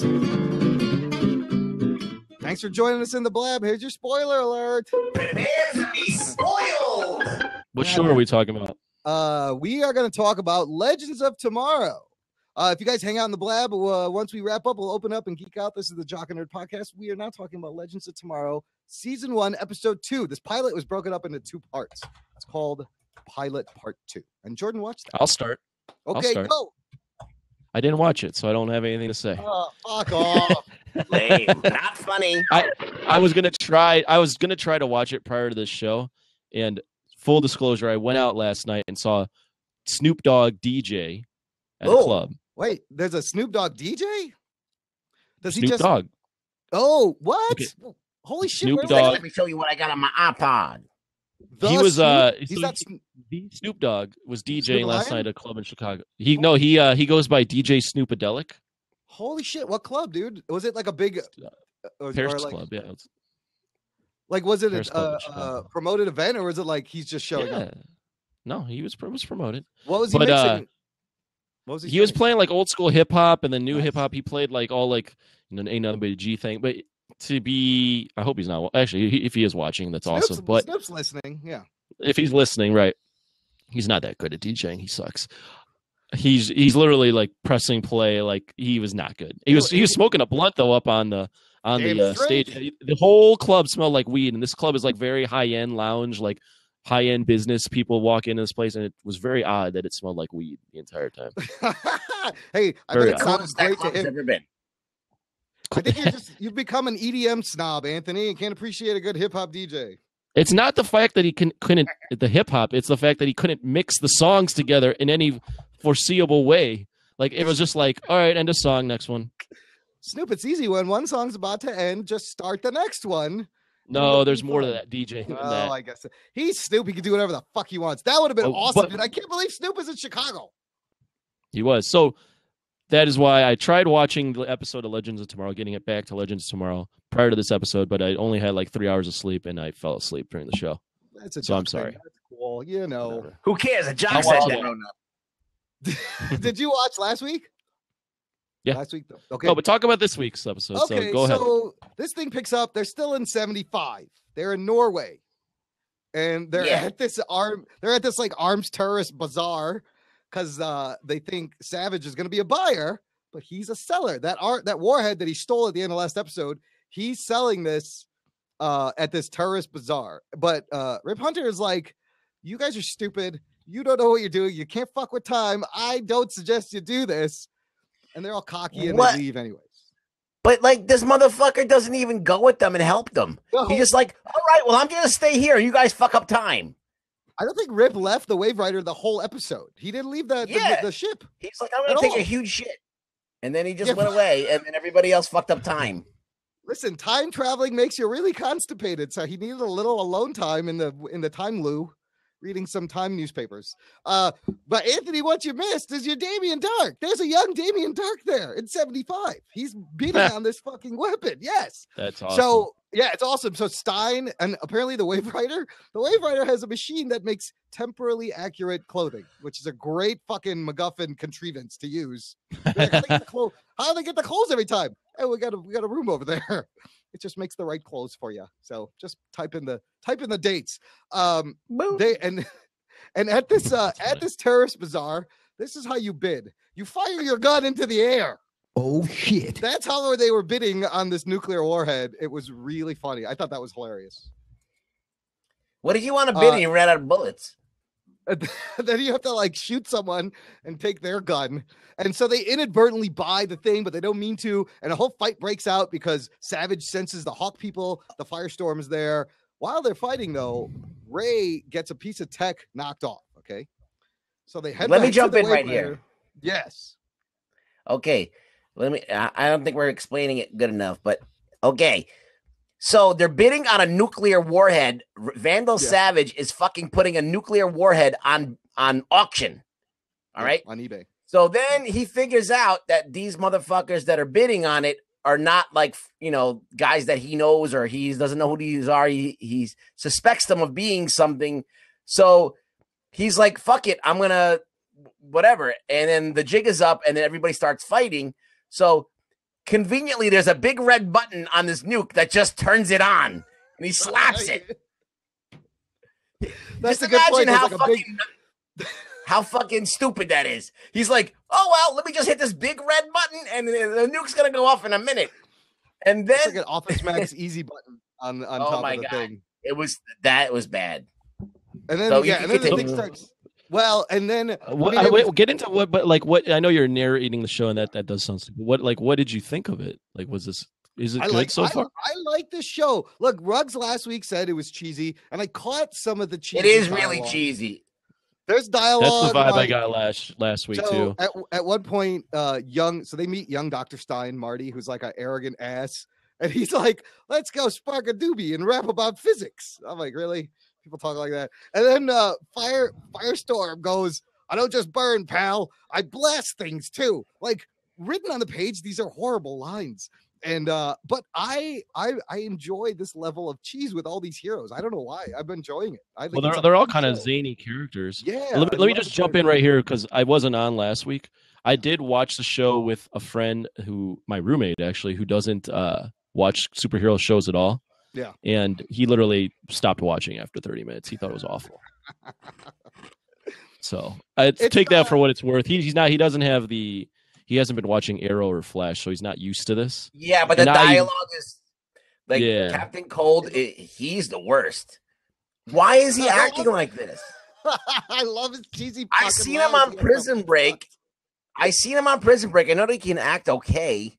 All right, I know that this guy, when he used to have a bald head, he could act pretty good. Wentworth Miller. They told him to just be over the top, I guess. Like everything he says is like this. I like to take a shit and not wipe my ass just to fuck with people. Oh shit! I want you to smell me. So, Rug, but let me ask this, Rug Boy. After 2 episodes so far, do you like it? Do you like the show, or do you think it's too cheesy? I think this is the equation is all right. It's cheesy, it's whatever, but it has enough like action and fun stuff that's kind of like it. I don't know why it feels like Doctor Who-ish to me. I don't know. It's just Chizola salady. And Jordan says the fight, maybe that's what they're trying to do. Yeah. And when it finds out what it's gonna be, maybe it'll be okay. But for me, it's a little too cheesy. Rip Hunter was a Doctor Who, wasn't he? He's been a doctor.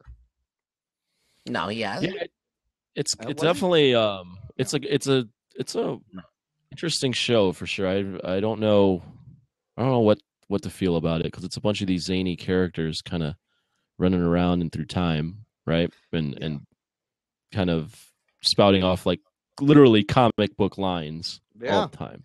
Yeah, well, that's what I love. We got to give it like 4 or 5 episodes for everything to kind of meld together and gel. It has potential. Look, they were smoking weed in this. I loved it. Sarah, the White Canary, was fighting stoned at one point. That's what they implied. She stole some joints. Movies. Yeah, she stole weed. Nice. Yeah, there was at one point of the episode, like the young doctor guy, he leaves a bunch of joints on the table and she grabs them. I love White Canary. She is so great. She stole 3 joints there and said, yeah, she was stoned and she still kicked ass. Look, you're traveling through time. You got to fucking spark a doobie every now and then. It's very stressful. Was Hawkman is just as boring and bland as he's always been so far? Well, he's dead now. At the end. Yes. Oh, he's dead now? Here's what happens. They figure out this dagger that killed them. That's the dagger they need to kill Savage. Savage has the dagger. They go to his house to get the dagger. She learns the incantation, and Carter is fighting with Savage. He stabs him and he says the incantation, and Savage just laughs. He goes, "You idiot. It was gifted to Kendra. She has to do this." He pulls the knife out, turns it around, and stabs Carter. And Carter dies again. Good. I hate Carter. And he'll be reincarnated again. Can I jump in? Because I just thought of something and I want to forget it. Yeah. Go ahead. My memory is bad and I confuse things all the time. So I want to get it out and get it straightened out before I forget. Now, when Reverse Flash comes, he's got his little thingy and he's talking to Gideon, isn't he? Yes. And the thing on the ship is Gideon. Same Gideon, voiced by Morena Baccarin, who is also on Gotham and who will also be in Deadpool. Geek boner. She's all over the place, and that's the same Gideon that. So Barry Gideon is this universal thing that everybody uses. It's like an. I think it is. It's a future thing. Yeah, it's a future iOS. Yeah. Yeah, it's just like a future operating system. Oh, that's Gideon's awesome. Like they have like the med bay can just scan people and fix them. So like they don't have to worry about anything on this ship. Like there's a little device that does everything conveniently, of course. Can I ask you guys something? Because I wasn't on last week. I felt Vandal Savage's the explanation for him being back. I don't understand. Like, why is he alive again? He was turned into fucking ashes. Remember? Oh, at the end of the Flash Arrow crossover. Yeah, Merlin grabbed the ashes. So I feel like we may still have they said. I think they said no. They said as long as one cell is alive, it regenerates. But I was like, what? He was Ash. That's a good point. I don't know how he came. I'm guessing Merlin had something. Well, like, what was the point of like? I don't understand what the point was of killing him in Flash Arrow. Like that, if they knew the whole time he was going to be the big bad in Legends of Tomorrow. Like, no, I just think that he can't be killed unless he's killed a certain way. Oh, got it. He will come back. Like he will always come back in some way. He'll regenerate out of like pure air or whatever. He'll molecules. He'll reform until whatever the magic is that has to kill him. That magic that made him that way will kill him. Because I have to watch this episode. He's immortal. I like the Back to the Future references in the sense of they called young Stein Marty, and he fucks up at one point, and he causes himself not to meet his future wife, and his wedding ring flashes and disappears, like also like in Back to the Future. Yeah, and that was very Rip has to help him out. That was very what? That was very Back to the Future. It's very Back to the Future. I like the Back to the Future. The battle scenes are pretty colorful. Like Adam and Firestorm flying around look good. The Hawk people, though, they still look like they're hanging from like wires. Like they're just very stiff. Well, you can't help that. Yeah. I just don't like the Hawk people. I don't like that they're even tied into Vandal Savage's origin. Like him having to kill them all the time. I don't know. I think it's stupid. It makes Hawk Girl too important to the story, I guess. Right, and so her acting is not great. Yeah, in my opinion. She's working on it. She's not into Carter either. Like she's like, I don't know, I don't love you. Carter sucks too. He's not a good actor either. He's like, he tried to kiss her again. He's like, look, we fucked for centuries. All right, let's just. Do you think that this team is fully fleshed out, or do you think that now that they got rid of Carter, they could put someone else in? Who could they put in? Constantine. Oh, Constantine would be great. I mean, maybe. Whoa. I don't know. I don't know if they can or not, but maybe there's room for like one guest character. Like Ali's going to be a guest, in episode 6. Maybe they try. I would love if they tried different people. Maybe Red Arrow or Blue Beetle. Well, Blue Beetle. They keep using Cord Industries. Yeah, they can't use Blue Beetle and Booster Gold because they're making a movie or something. Because of the movies. Yeah. Booster Gold. Make it Booster Gold. I don't know. I like them. Like they bonded a little. You're starting to see a little more character development. There was a nice moment between Ray and Snart. So it seems like you, Imran, think the show has a lot of potential. Rug Boy, you're still kind of sitting waiting, but you don't like how cheesy it is. Yeah, it's a little too cheesy. Okay. But they could easily fix the dialogue, Anthony. They could just tell Wentworth Miller to act like a normal dude. Like, he could still be Snart, but not like say things in such a stupid way.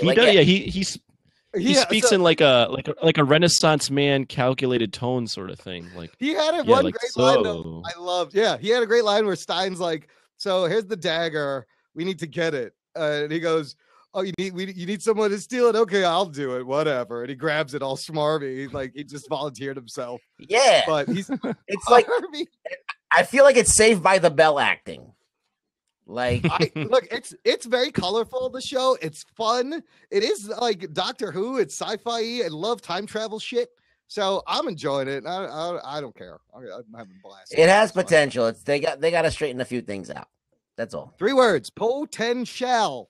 That's what it has. Yeah. Anything else, you guys, on the legends of yester, tomorrow, and today? No. Let's get another chick in there. Let's get another girl in there. Yeah, let's do a trifecta. I second that. Who could we put in there? Who would you put in there? I don't know. You know what?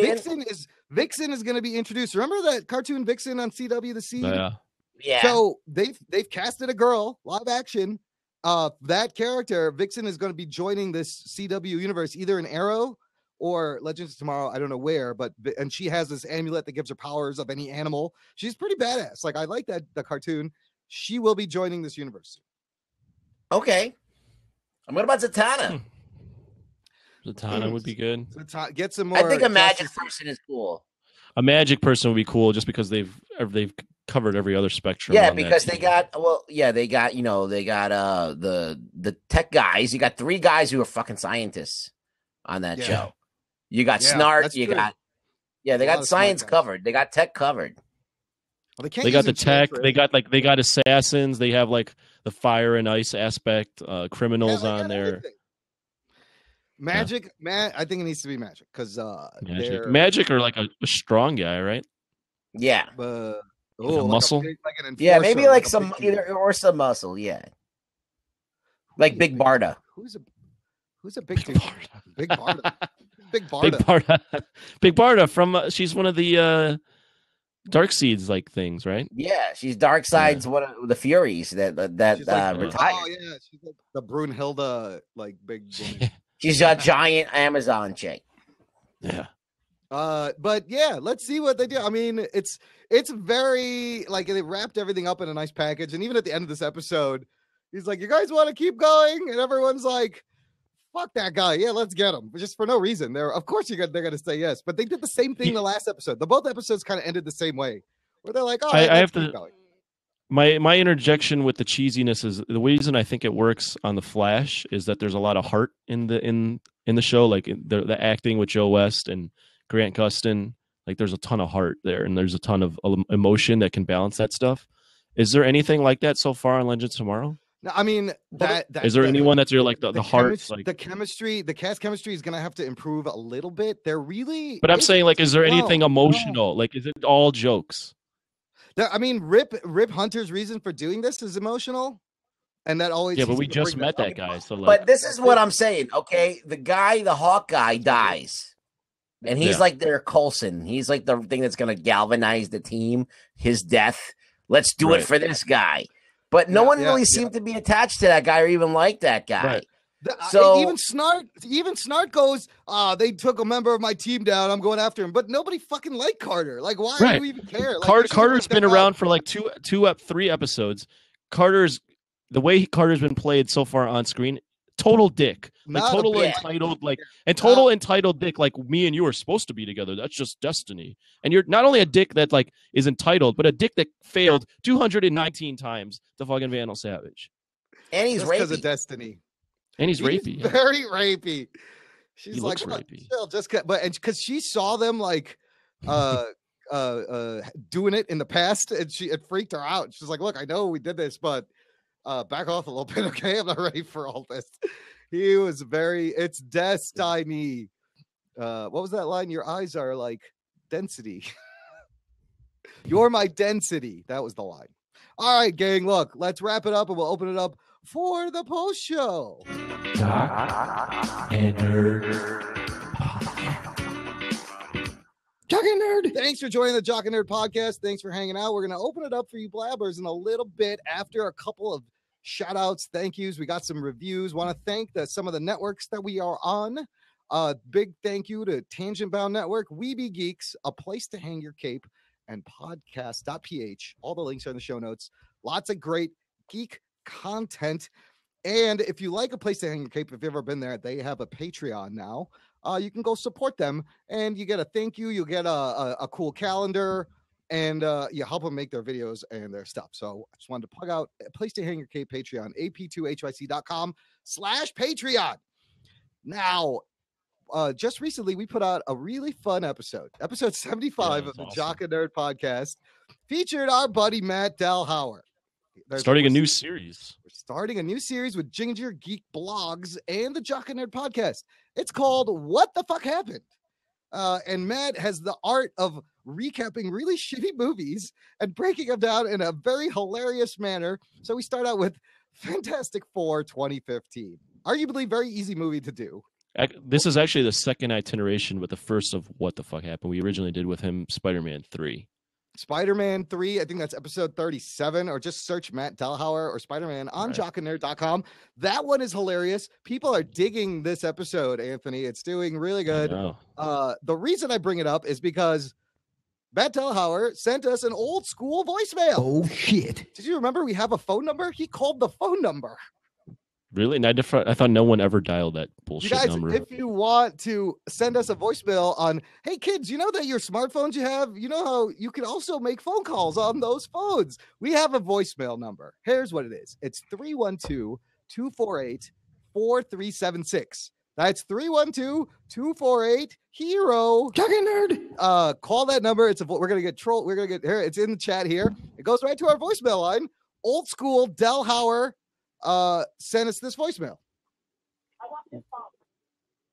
Gentlemen, it is your friend Matt Delhauer calling to let you know that I just actually finished the episode that you were talking to Peter Kendall about the esports battle between Peter and Anthony. I'm glad to see that I was able to create such animosity towards Imran. I actually was calling to let you guys know that an addendum to part of that episode was that Ted Turner and TBS actually do plan to create a televised Counter-Strike tournament this year for esports. Now, it's not a legitimate sports network, but let's hope it's just not nearly as painfully awkward as TBS's King of the Nerds was. Later, guys. Thanks, Matt Delhauer, for the message. If you guys want to leave a voicemail, call that number, 312-248-4376. So, yeah. Quick comment on that. Yeah, we got.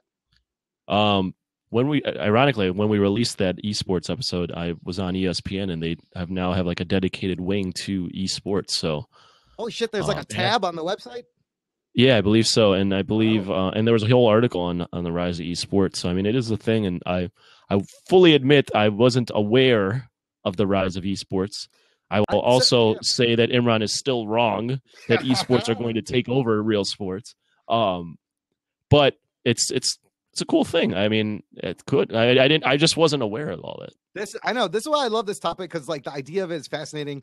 It's definitely picking up speed. It's getting trendy. And I told Ruggs last week, like, don't you think it's like the perfect combination of jock and nerd? Like it does both. It's both. And we're just gonna keep an eye on this and learn about it. And, what do you mean? It's like nerdy because it's video games, and it's jockey because it's like set up like a sports team league. Well, it's a competition between nerds. There's the competition aspect. It's still more nerdy. I mean, it's not. Oh, come on. You're not going to give me a little 50-50. No, I agree with Anthony. It's not really there yet. It's not jockey. All right, we'll see. Listen, give it 5, 10, 400 years. Something will happen. Who knows?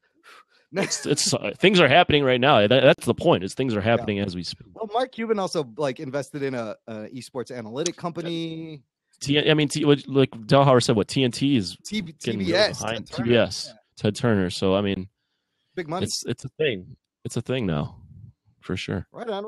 We'll see where it goes. Jordan said she watched King of the Nerds. I vaguely remember that show. Google that. I don't even know what that was. Look that up. In the meantime, I'm gonna read 2 new iTunes reviews. Oh shit! We got 2 coming in. I love iTunes reviews. The first one, 2 of them, 5-star, both 5-star. The first one says from Crash22 or CR4SH22. Sometimes jock, sometimes nerd, always entertaining. 5 stars. What the Jock and Nerd podcast has going for it is easily found in the interactions between Anthony and Imran. There's nothing more entertaining than 2 people who can be so similar and so different at the same time. Whether chatting about comic books, MMA fights, video games, for music festivals, these 2 always have a passion for what they are discussing, and it's great to listen as they teach each other about worlds that many always assume existed separate from each other. While it contains some not safe for work language, the show is definitely well worth your time. Oh, thanks so much. I'll read That's this. A great review. I'll read the second one. By the way, some not safe for work language. It's a little more than some, motherfucker. Yeah, especially when Rough Boys is on. Yeah, that's the one today. Anthony, read the second one. This one's by Scott327. It says, great interviews is the subject. The most interesting shows to listen to are those that have interviews with people who work in an industry. The Jock and Nerd show allows their guests to give insights and behind-the-scenes looks on their project with this is not written correctly, is always a treat for their listeners. Anthony and Imran are fantastic hosts, and their shows are always thought-provoking. Thanks, Scott. Yeah, that's awesome. You guys, You give us way too much credit. Everyone does. I don't know what's wrong. What show are you listening to? But look, listener, you guys, if you want to leave us an awesome review like that, we would love it because it just helps us out. It helps us get found. Just visit jockandnerd.com/review. And Rugboy is fantastic too, even though nobody mentioned it. Jordan in the chat here is funny. She says she still listens at work with headphones because last time she told us a story where she works at a bakery, right? It's like a retail making cupcakes. She was playing our Jessica Jones show out loud in the store. I guess we were using some potty mouth and the customers may or may not have appreciated it. So now Jordan, and that's a good tip. Jordan, it was on her phone. It's a good tip. You can listen at work. Just put some headphones on or keep it real low. That's what I do. That's all good. Yeah. I love all that. All right. So final call to action. Again, if you want to contact us, just go to jockandnerd.com/contact. Our phone number is there. Our speak pipe is there. Twitter. There's even a little form you can type in, or you can email us, show@jockandnerd. And what else? I already said subscribe at iTunes. I did all the call to actions. You did everything. All you have to do now is tell a friend, right? Here's the thing, gang. Listener, if you like what you hear, tell a friend. Give them one of these. Jock and Nerd. And then give them one of these. Jock and Nerd. And then run away. Now, if you don't like what you hear, you should tell us. Just send us an email. Send us a comment. We'll take care of it. I want to know why. I just want to give a quick shout out on air to @Jord of the Pies, Jordan, for being awesome and like showing in the chat, doing our email, doing a Twitter, doing Facebook, welcoming all our guests on the show. She's been great. We need to hire her. We need to hire her as like our Karen Page or something from Daredevil. No, she's our BA, our Blab assistant. We thought we'd run this as a dry run and wing it. Jordan, you did a great job. We can't appreciate it enough. Thank you so much. You can follow her @Jord of the Pies. @Jord of the Pies on Blab and on Twitter. Ruggs, where can they find you? You can find me on Twitter @ReallyRugBoy. I post a lot of opinions about nothing. So you come on and I retweet a lot of things. Felty dick pics? There's no Felty dick pics? That's what I listen. want. If you wanted it to happen, it could happen. I can do it. Follow. I'm gonna start it @Felty dick pics on Twitter. That's not it. It's @ReallyRugBoy. This has been the Jock and Nerd podcast. Thanks for listening. We appreciate every second you shove us in your ear holes. My name is Imran. My name's Anthony. He's the Jock. And he's the nerd. And we'll catch you next time. Cowabunga! Oh, shit. Go stroke a barbell. Do you even podcast? Wowie zowie! Really? Go play with some basketball. Jock and Nerd. Yeah, that's very well choreographed with the end music there, Ruggs. Let's open this up, Blabbers. If everybody wants to come in, I don't know if Warren left. I want to say hi to Warren. Come on in. This is the Jock and Nerd podcast, officially in the post show. And here's Jordan. We got to thank her in person. Hi, guys. Hey, Great Jordan. job, Jordan. Thank you so much. I think it went really well. You did exactly what I wanted. Great. Thanks. Now, good. Tell this story. Like apparently Blab has changed. You know how people put images in the Blab occasionally? Apparently you can't do that anymore, Jordan. Why is that? I see some images right there. What are you talking about? No, there's no like there's in the you comments. used to be able to like copy the image address and you could put it in the comments and then a picture would come up, and I was going to see if I could, like, instead of writing the topic, like if I could put a picture of the Flash or something and try and put it up there, but the link didn't work. And so then I went and asked people, and they said that I don't know how to say his last name, Martin whatever. Shkreli. Martin Shkreli was on Blab yesterday with Billy the Fridge. And this show was nothing to me. Oh, you don't know Martin Shkreli, dude? You haven't been reading the news lately? Martin Shkreli is the hedge fund dude who most hated guy in America. Kind of a villain, kind of like a real life Lex Luthor. Apparently he's misunderstood. Anyways, he was indicted for security charge frauds, and he's also been accused of hiking up drug price rates. He also plays League of Legends. He also bought the $2 million rare Wu-Tang album. The one copy, the one press. And so he's been all over the news. Vice just released an interview with him that I'm dying to watch because Vice does amazing things. Warren,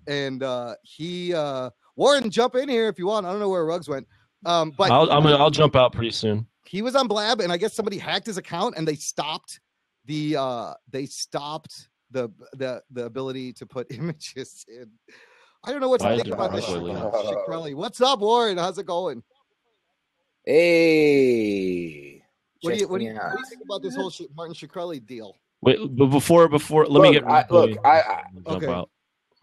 Okay. Oh yeah, cool. Come on in, Ruggs. Oh, look, I love the Skrellies, man. He's great. He's the modern day Lex Luthor's of the world. He really is. I think he's. I really do think so. He's even born on April 1st. He's a fool, is what I'm saying. Look, got a show going on right now, I guess. Yeah, I feel like he's on. He has a show going on every night. Wow. Yeah. What's he doing? And there's always like 100+ people in there. Yeah, it pulls in mad numbers. Well, I saw Billy the Fridge with him. Well, no. Billy the Fridge is on with him all the time. I roast him every now and then. Okay. I have a little character I do. But like so either way, like no, absolutely. He actually, to his credit, you can say any horrible thing to him, and you can say it to his face. He will not get angry about it. He will nod at it. Maybe he at the most he will nod at it and not say anything. But at the best he'll nod at it and give you some kind of an answer. So I will give him credit for that. Like he will at least give us his side of the story with whatever insult you give. Even if you say like, "Yo, you're a fucking asshole, you fucking motherfucker." He's like, "Well, why do you think that?" Like he'll at least engage you. I will give him that. Good. No, that's good. That's good. That's because I think a lot of this hate people they may not even know the story and they think they're supposed to hate him and they just hate him. Now, did you see this video that came out today of his video to Ghostface Killer? Oh, I love it. I love it. Great. Why are you doing? Great. He's like, "Fuck you, Ghostface. You ain't no killer. I'll make you." I'm like, "God damn, he's fucking." And he's trying to be gangster, but he's drinking a glass of wine. While he's trying to be gangster, he's drinking a glass of red wine with some gangster ass motherfuckers around him. He's like, "Yeah, motherfucker, fuck you, bitch." It was hilarious. And if he's bringing people to Blab, then I'm all down with it. Let's go. Bring people here. But then they all go to his show. Yeah, but eventually they gotta go somewhere else, or they might see something else. Fucking Shkreli I am a huge fan of Martin Shkreli's. I think he's amazing. This is there has never been anyone close to a super villain in real life as close to Martin Shkreli's.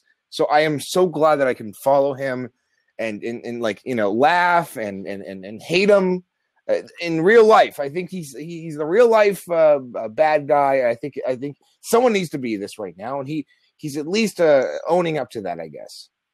You know what? That's great, but how come out of all these millionaire bastards that are out there, not one of them has become Batman?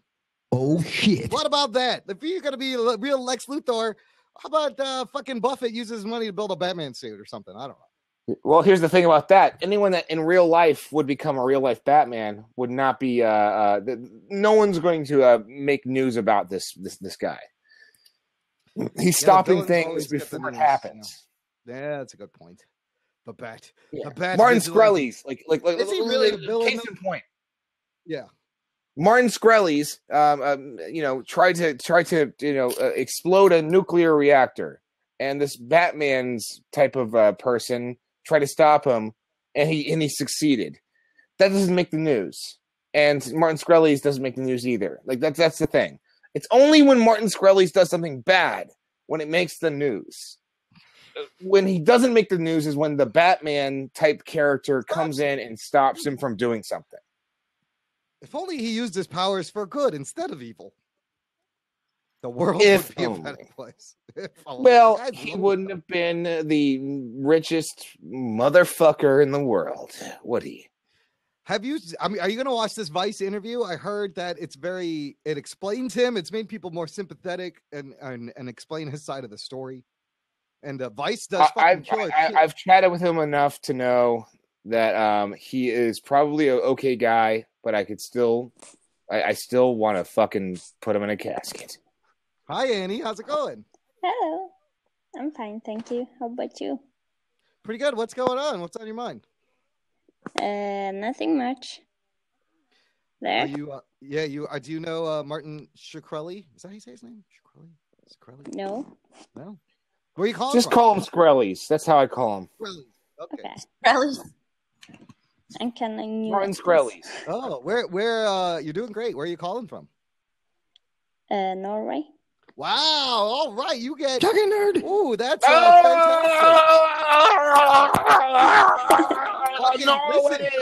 Norway. You don't like Norway? Norway is the very progressive country, isn't it, Annie? That's what I hear. Stuff on the stuff I read. Ooh, Rug Boy went into Martin Shkreli's. Oh snap! He's on air. Rug Boy went over to Shit. Fucking Rug Boy. There he is. That motherfucker better say Jock and Nerd podcast at least 12 times. I'm gonna go spy on him. Go find out. Jordan, go find out what he's doing. Annie, Yes? I wanted to know, I heard in Norway that they're planning on banning like FM radio entirely. Is that true? Is it Norway? I don't know. Or is it Sweden? Like they want everything to be like on-demand audio, like we do a podcast. Do you listen to podcasts? No. No? We do you're on a podcast right now. Hey, everyone stop. Can we talk about X-Files real quick? Annie, do you like X-Files? I haven't watched the first 2 episodes, but we can talk about it. X-Files, Annie? Okay. No, I'm not good at that. Warren, fill me in. Is it good? I gotta watch it. What are you into, Annie? What are you into, Annie? What are you nerding about? What do you like to geek out? Or Flash. The Legend. Arrow. Okay, good. Go ahead. Nice. Talk about All Arrow. right. Yeah. That's what we were just talking about, all that stuff. They're dogging on Ruggs being a puppet. Oh my god, that's awesome. So what are you caught up with like the recent episodes of Flash and Arrow? Yeah, it's in it. What's your what do you like? What's your favorite? Good question. I don't know. Like today on The Legend, it was good because then they said Norway. Yeah, they were in Norway in 1975. Yeah. That was kind of cool. Do you like Hawkeye, or do you think he's a douche? Who? The Hawk guy. The Hawk guy. It's okay. I like him. I don't like him. I'm glad he got killed. I'm actually glad he Oh, got are killed. you? Yeah, because I didn't like him. He's not likable. He's not a likable character. Okay. Speeding ticket. I've done this to the cop when he came to give me a ticket. I go, officer. It's in my eyes. Is that Billy? And he's like, look at this guy. I don't know. Him ever again. So it was a motorcycle. Rug Oh, Boy's cool. on with Shkreli and Billy the Fridge. Experience. Snap. What was it like? I like my jail experience. Oh, hold on. We got to watch this for a second. Yeah. I don't know. I've never been to jail. I don't know what happens. Is there a puppet jail? Is there a puppet? Hey, listen, I should be there if there is one, but I ain't never been invited. When Do we need to make one for you? Rug Boy's losing out on a lot of money because he's not allowed to do kids shows anymore. Say Jock and Nerd, damn it.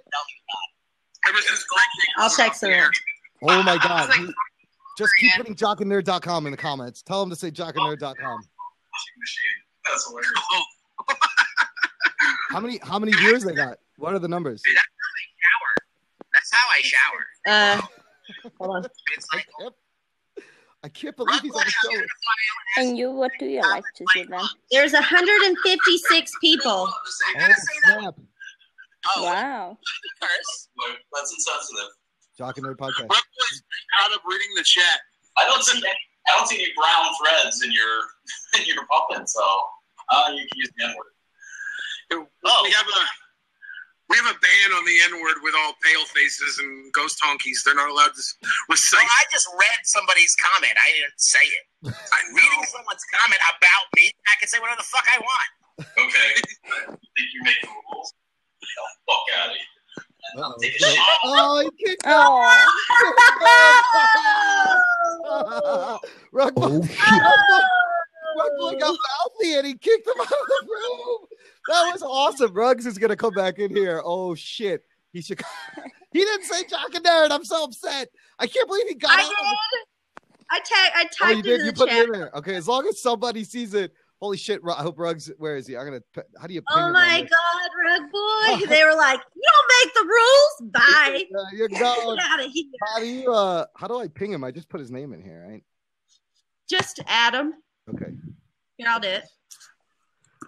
He needs to come back in here. I need to talk to him. There he is. There he is. There. Get the fuck! What are you, Rug Boy? What are you doing? We were watching. Jordan had the phone up, and we saw you get booted out of there. Yeah, I was seeing if I could piss the guy off. You did. You called him out on going to jail, and he's like, "You make the rules, fuck you," and he kicked you out. Yeah. Why did you say Jock and Nerd podcast at least once? I was about to. No, God damn it! Oh, I had no idea I was about to get kicked off. I thought he was liking me, so. That Blab's pulling mad numbers. There's like 150 people watching over there right now. So that's why I went over there. I was trying to get eyeballs. Good exposure for you. So you can get over there, Imran. I'll drive for a while. You jump over there while it's on. Oh my God, Elisa's on too over here somewhere. I know they were doing like a post show tonight. Blab is getting very popular. Yeah, it's because I'm on it.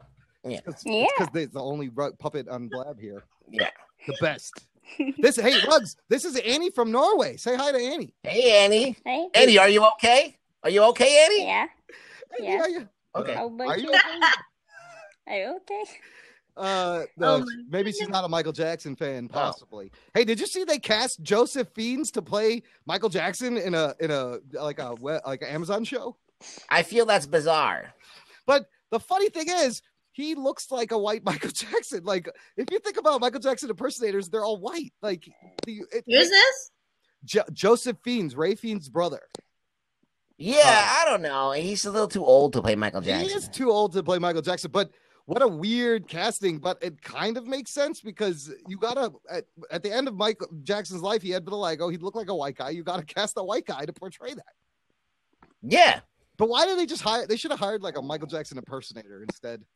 Like a real. He doesn't look like Michael Jackson. He does not look at all like Michael Jackson. No, he looks like a white guy. He looks like an old white guy. His brother. I mean, he's got the nose, I guess. That's about it. The flat pinched nose. Yeah. He does kind of have the straight nose bridge there. Got the nose. I think it's gonna be like on Amazon or Hulu or something. It's not for television, but I'm interested. I'm confused by this. Yeah, it's very confusing. Now, why is that existing?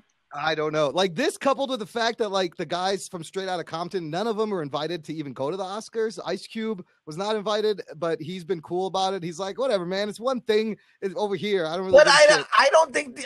Sorry, Emron. I don't think Straight Outta Compton is even Oscar worthy by any stretch of the imagination. No, not even a performance. They got a screenplay nomination.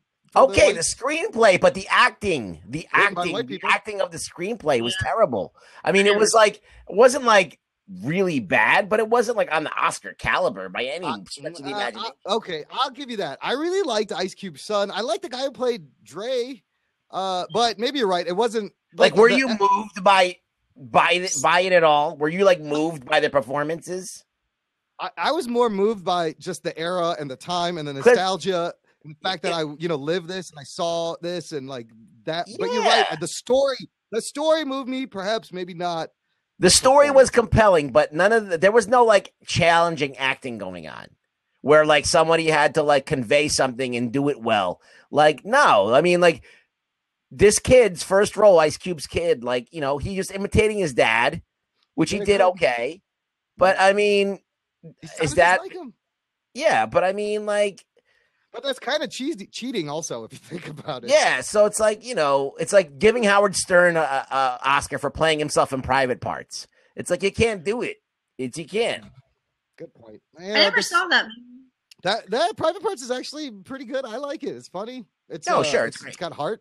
Yeah, absolutely. It's got heart, and he plays himself like in multiple stages of his life, and he does it well. Yeah, but I'm saying you can't give him an Oscar for doing that. I guess. Did you guys watch Lucifer? I did. Ruggs, did you watch it? No, I didn't. There's I watched it. It's I watched it. I What'd you feel like think? it's What'd going to you be think? canceled immediately. So why bother? Yeah, I don't think it's gonna last long. I agree. It's loosely based on the Sandman character Lucifer Morningstar from Sandman, who gets kicked out of hell, or he leaves. He just quits. He's like, I don't want to take care of hell anymore. I'm going to solve mysteries. Hi, Annie. Jordan, what did you think of the show? I mean, it was alright. The whole like having every woman be drawn to him was kind of Yeah, all the girls want weird. to fuck him, except for the Yeah, main, they'd like except for the immediately like, yeah. So his who are you? power is that he gets people to admit their deepest, darkest desires to him, and he's immortal. So you can like shoot at him, nothing happens, which is very convenient. Like nothing happens to him. But the worst writing is possibly the worst made-up rapper name in this episode. Remember the rapper's name? This guy's name was Too Vile. The rapper's name was Too Vile. The number two Vile. It was Too Vile. I was like, oh boy, lame. That's not a good name at all. The guy playing Lucifer, very good though. He did. Yeah, he was really. The rest of them, not so much. Now, I had a thing in the show notes that I didn't talk about that was related to this. Is for there's this group called 1 Million Moms. They're like a Christian boycott group, right? And, yeah, I heard about that. This is so ridiculous. They're upset that Satan is the lead in a show, and they have attacked. They've gotten poor Olive Garden attacked. They want everyone to boycott Olive Garden because they're sponsoring on a show about the devil. Lame. It's fucking ridiculous. Look, 1 million moms, and I bet there's not even a million of you fuckers. There's probably 20 of you. The devil is an interesting character. Sorry, what do you want from me? It's a very compelling character. There's always going to be the devil as a fictional. It's fictional. Relax with your fucking boycotts. I mean, you never know. It could get better. It was just the pilot. Yeah, pilots are always notoriously sloppy, and they got to sample a lot of stuff. Okay. But yeah, I mean, I might watch another. But I agree with Ruggs. I think it's gonna get canceled. I don't know. Probably. It just depends. It depends depends how the story goes. Like I feel like this guy to make him and that Chloe girl will be together, and he's gonna be a good guy for her. Why was she even letting him? I was like, you should be like, sir, step away from the crime scene, or we're gonna have to arrest you. Like, why is she letting him hang around? She just goes. Every crazy thing he said about being the devil, she's like, okay, whatever. Like, what the fuck is? Why this would never happen? Yeah, she's like, but you got shot. Wouldn't you be dead? And he's like, didn't you understand the immortal thing? Immortal. And I'm like, okay, whatever. Like, really? You bought that? She just buys everything he says. And and it's funny because his powers don't work on her, yet she still voluntarily like calls him and goes along with him. What are you doing? Just, he kind of coaxes her into taking him along. Number one, I wouldn't have even taken him along. And how is any of this more interesting than ruling hell? Like, why would you leave hell? That sounds like a great job. I know. He even says he missed it because he was like torturing people and stuff. And then he's all like running around with this lady that's now a cop. Annie, what were you saying? Who do you think dies in Arrow? Very good question. So, if you don't know, they've been showing us this grave all season long. We know it's not Felicity. Yeah, we thought so. I think it's either Diggle or Thea. Who's in the grave, Rug Boy and Arrow? Who's in the grave? Annie wants to know. I don't know. I mean, sometimes I think it's going to be Diggle, but I don't. One of the Diggle brothers. Yeah, one of them. It could be either one. Yeah, sometimes I think it's Thea. Yeah, sometimes. Or Sarah. Wait, White Canary? No, Sarah's in another show. She's not going anywhere. Over on Legends of Tomorrow now. Or maybe the dad. Yeah, maybe the dad. It could be Captain Lance also. Or Felicity's mom. Yeah. They would, Felicity would be upset if her. That's a good one too. I didn't think about that. Felicity would be upset if her mom died. No one touches Felicity's mom. Nobody touches. You guys chat for she's a second. MILF. I have to be right back. All right, I'm going to pilot the show. Ready, Jordan? I'm ready. I'm going to pop out. Yeah, I'm ready. All right. So let's talk about Imran while he's not here. All right. So, Amy, you've been listening to the show. This is the first time you've seen us. Is what? Where?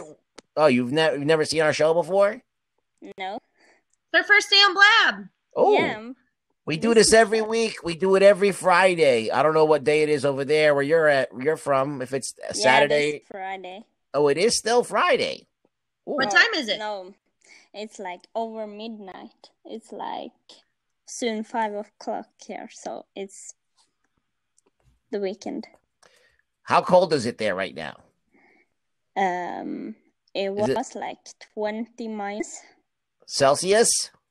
Yes, it's very cold sometimes. Oh, but now it's going down to 11. Does that bum you out? Does that like make you sad that it's cold all the time? No. You get used to it? Yeah, it used to be like 30, 40 minus here, so. Now listen, do you get a lot of snow over there?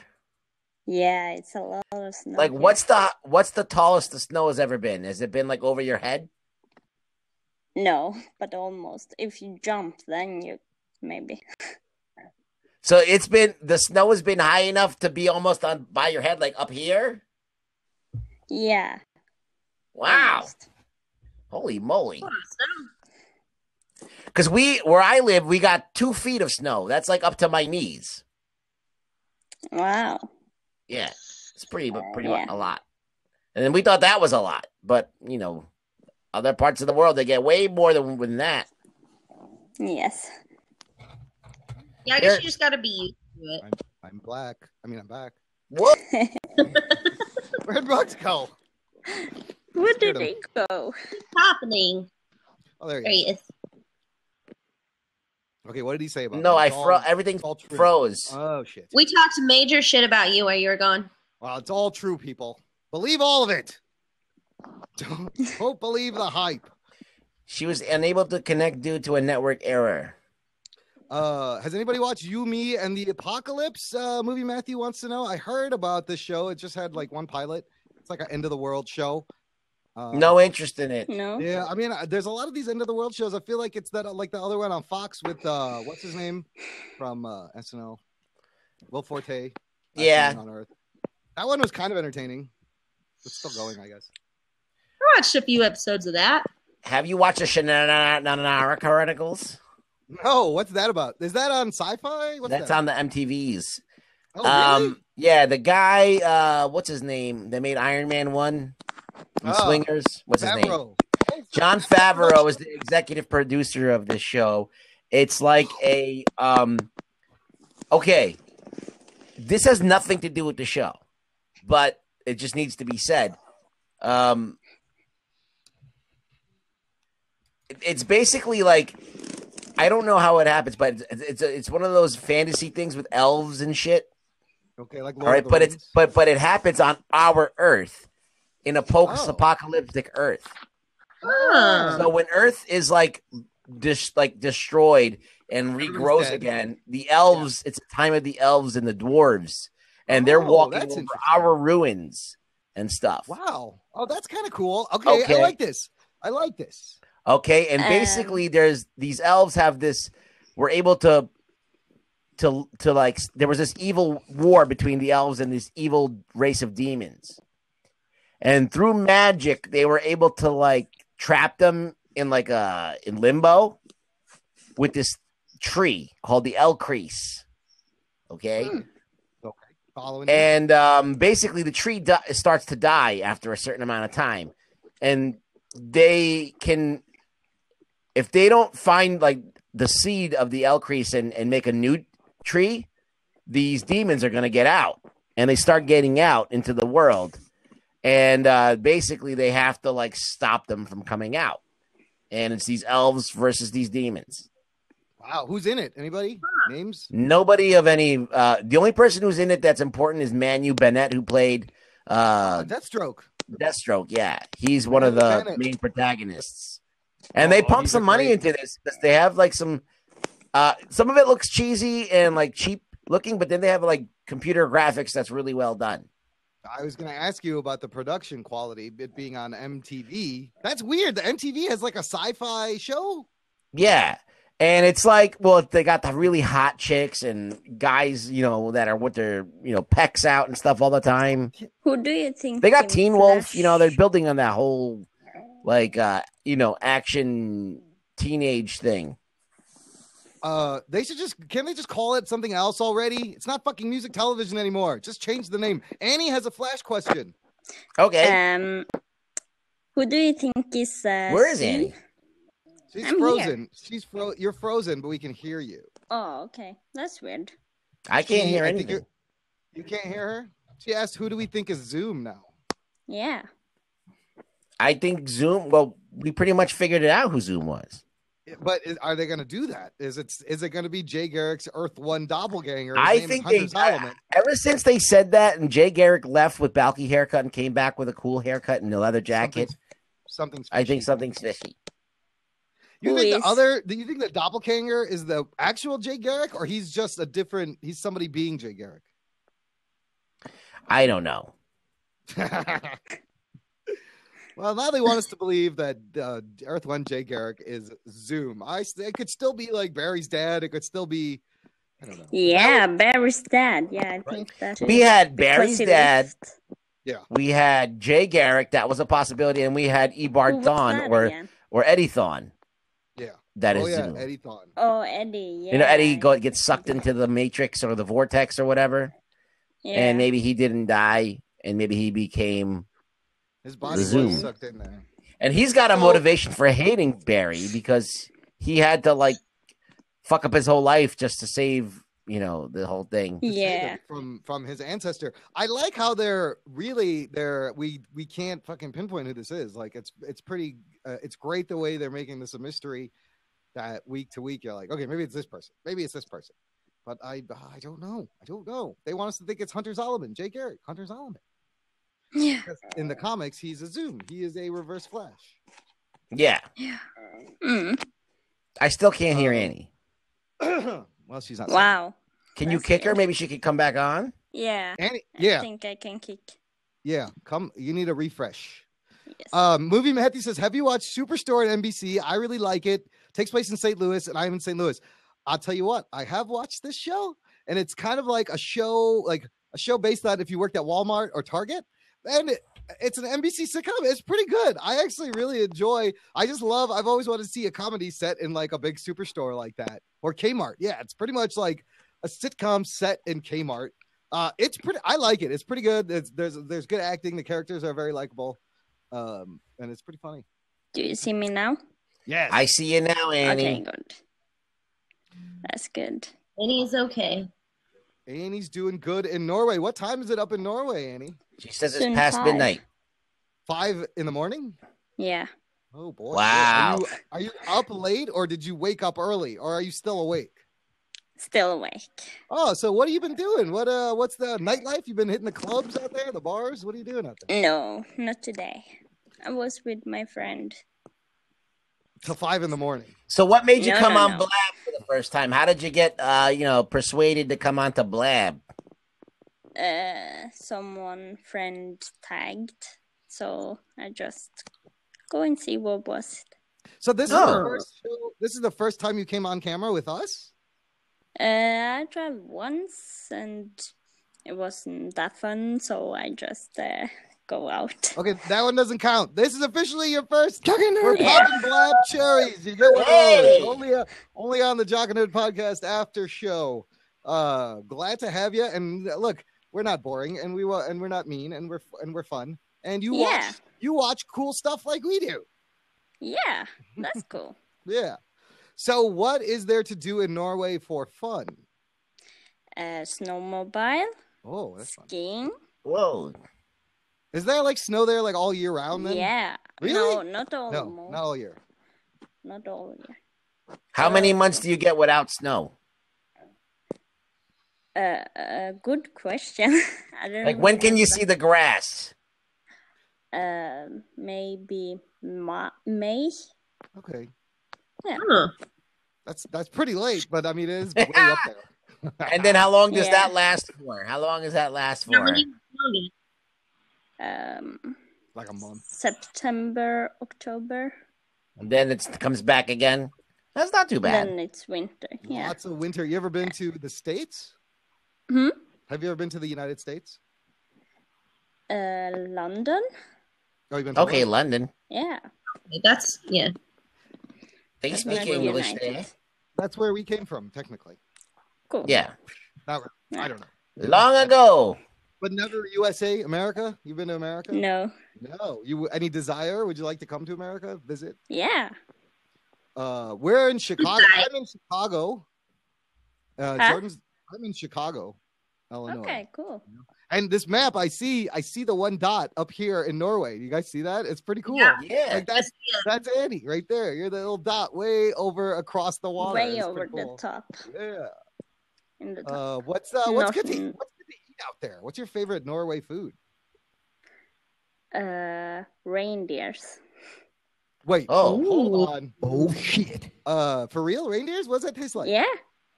It's I good. bet they're yummy. Like Yeah, they are yummy. Does it taste like deer? Like beef? Or is it What different? did you say? Deer? Like, does it taste like deer, or is it I'm different? sure it does. I'm sure I it don't tastes know. like- I haven't tasted deer. What about beef? How is it compared to like beef? Yeah. It tastes like Maybe beef. better. Wow. I would love to try some fucking reindeer, dude. Yeah, deer meat's actually Yeah. pretty good. Yeah, deer meat, deer chili and stuff. Mm-hmm. And we have like reindeers. We live for it. We work with them. Oh, that's cool. Oh, There must Yeah. be a shitload of reindeer up there. Yeah, they, it is. they just coming out of the woodwork with the reindeer. You think Santa Claus is upset that you guys eat reindeer? I think we made up the Santa Claus or something. Oh, wait, what? He's not. Oh shit. Hold on. Wait a minute. Ah! I think you just destroyed Rug Boy. Are you serious? No, she's not. She's kidding, Rugs. It's okay. It's okay. Oh I'm my kidding, sorry. God. No, listen. She lives up. No. reindeers from Norway. Where do you think? No, Santa I gets know the that he's reindeer? fake. I know that Krampus is real. Krampus eats all the reindeer. Krampus is real. No, wait. Krampus is real, right? Fucking don't tell me that's not real. You know What? Krampus, Annie? Krampus? No, I don't know what that Oh, is. that's a German thing, I guess. Yeah, it is. I have menstrual Krampus. All the naughty children. Where did he go? Yeah, that was a great line. Where I did have he menstrual go? Krampus. I think he froze up. I can't believe he left on that great line. Oh. I'd try some reindeer. I've tried weird things. I've had shark fin, lamb. I mean, goat brain. I've had goat Have brain. you tried moose? No, that sounds yummy too. I heard. That's yummy. Yeah. We have that too. What's Or better? they don't live here, but Oh, yeah, you gotta get they that. live at another place in Norway. What else is from Norway? Is there good chocolate there? Yeah, very good chocolate. I like chocolate. Me too. That's on my alley. Where are you from, Jordan? I'm from Oklahoma. Oh, cool. Yeah, if you know where it is. Yeah, I know. I think. He's the other green dot, In the middle of America, somewhere. Yeah, somewhere there. right in the mid part. Middle, yeah. Mid. Annie, what do you do? I don't know. It's weird. It's like sometimes they say Oklahoma's in the South, And sometimes and then they it's in say the we're like Midwest. Southwest, and sometimes we're in the Midwest. Yeah. Like we don't have a place. No, the region of the Midwest is always sliding because like Chicago they call the Midwest, but it's really pretty east of the middle of the fucking country. Like there's nothing west about it. I don't know why we considered it in Midwest. Movie Matthews from the Midwest too. Right. I think you just say anything west of the Mississippi. becomes west. Yeah, Yeah. it's the West. Yeah, I just thought that was weird how the Midwest is like a huge area. You know. Yeah. Annie, what do you do during the day? You got a job or something? I am a dog whisperer. Oh, Ooh. this girl, Oh, shit. Annie gets more and more interesting every time. Okay, take us through a typical day of work of dog whispering. How does that work? Okay, if a dog runs from home, I can find it. It tells me where it is. Then I can tell the owner where it is. How does it do that? Telepathic. Oh, so you're like a dog psychic. Yeah. Oh, I see. So wait a minute. What do you have to smell something of the dog? How do you connect with the dog initially to connect? I just see a picture or something. I can do it with all animals. Ooh, like could you do it with my dog? Yeah, bring up a picture. So then what happens? What do you I can if your dog pees or something, I can say to stop. But do you close your eyes and it's all like what actually what do you feel? Yeah, I close my eyes. And then what does it feel cute. like? That's a cutie dog. I have a dog too. You should get it. Oh, cool. I have a golden retriever. Too. Here's mine. Aww. Smell something here. Hero IKX. Okay, so look, here's the thing. I have a dog. She ran away. And I have a dog toy in her bed with me, and I come to talk to you. And I say, look, my dog ran away. I have no idea where she is. Here's her dog bed. What happens next? What did you say? Your dog is like a dog bed, like her bed that she lies on. So I bring that to you because the dog ran away, and this is the last thing. I don't need the dog bed. Oh, you don't even need the bed. No, I just need a picture or. Okay, so I bring a photo. I bring a photo of my dog, and I'm like, she ran away last night. We're very worried. Can you help us out? What happens next? What happens? I close my eyes and ask where it is. And then it shows me pictures or video or In your head. Yeah, in my head, yeah. That's like all the other psychics say they just kind of see pictures. Yeah. How long have you been able to do this?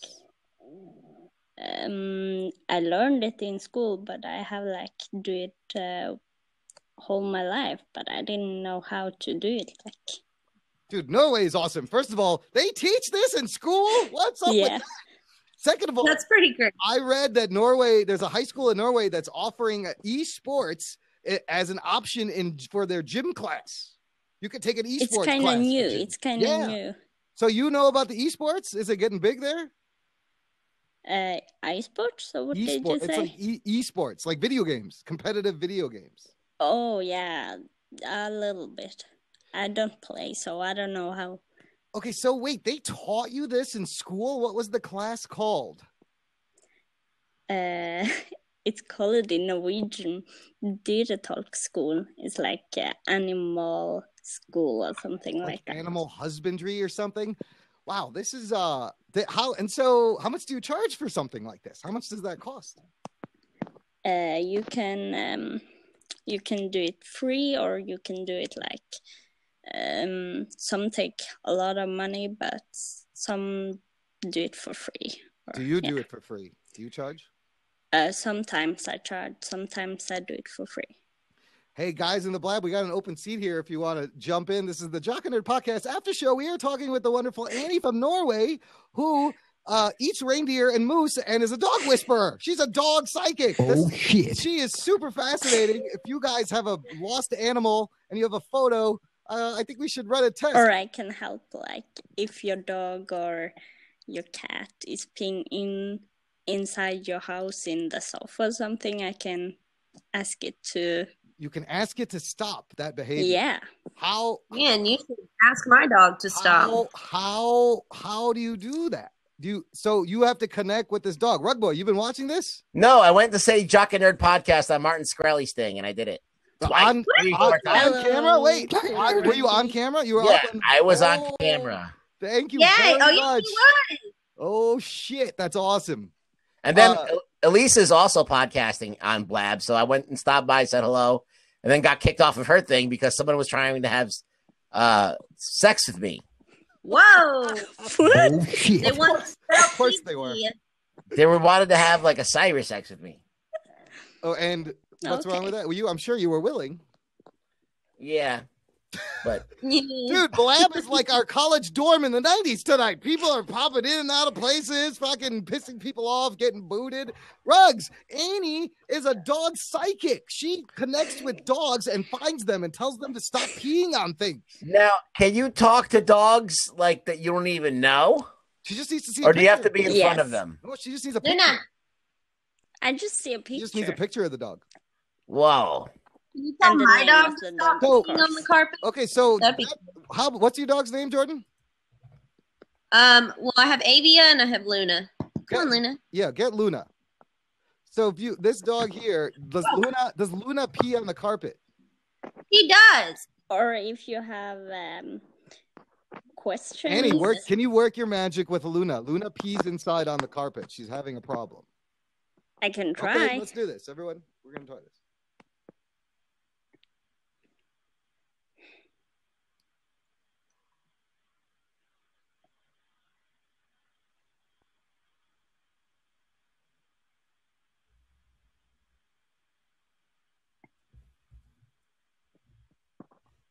The dog winked. Yeah. What? Did it work? Did you get in? I saw the dog wink. Did it? Imran, what about your dog? Get Yeah, Joppy in there. Joplin's here. She doesn't pee inside though. She's very well behaved. But can you sense what the dog is thinking? What'd she say? Yeah, she said she's kind of nervous. I don't know why. I didn't ask, and it's therefore she's peeing inside. That is just like Luna. Holy shit! Oh shit! Wow! I think Annie's legit, Rugs. Hold on. I may have to get. Wow. She's a nervous dog. There's no way she would have known that. Oh, No, I didn't. Dude, you're know. freaking me out, dude. Go get that dog, Imran. Okay, hold on. Oh I'm gonna my get Joplin. Grab your dogs. Okay, my mind is literally blown. Sorry. No, she Sorry is. if I scared She's you. a very nervous dog. She's got some nervous issues. Yeah, she's always been that way. Oh, I see. What about Avia? Does she pee? Sometimes. Not as much as Luna. Not that much. Aw. She She loves you, she says.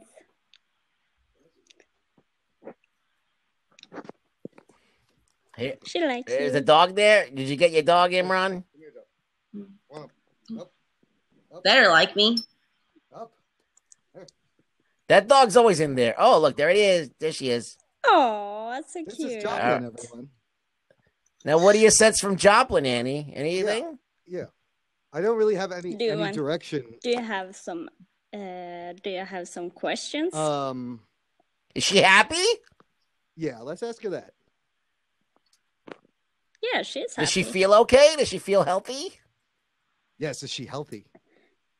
Yeah, I can try that. What was the name of the dog? Joplin? Joplin. Okay.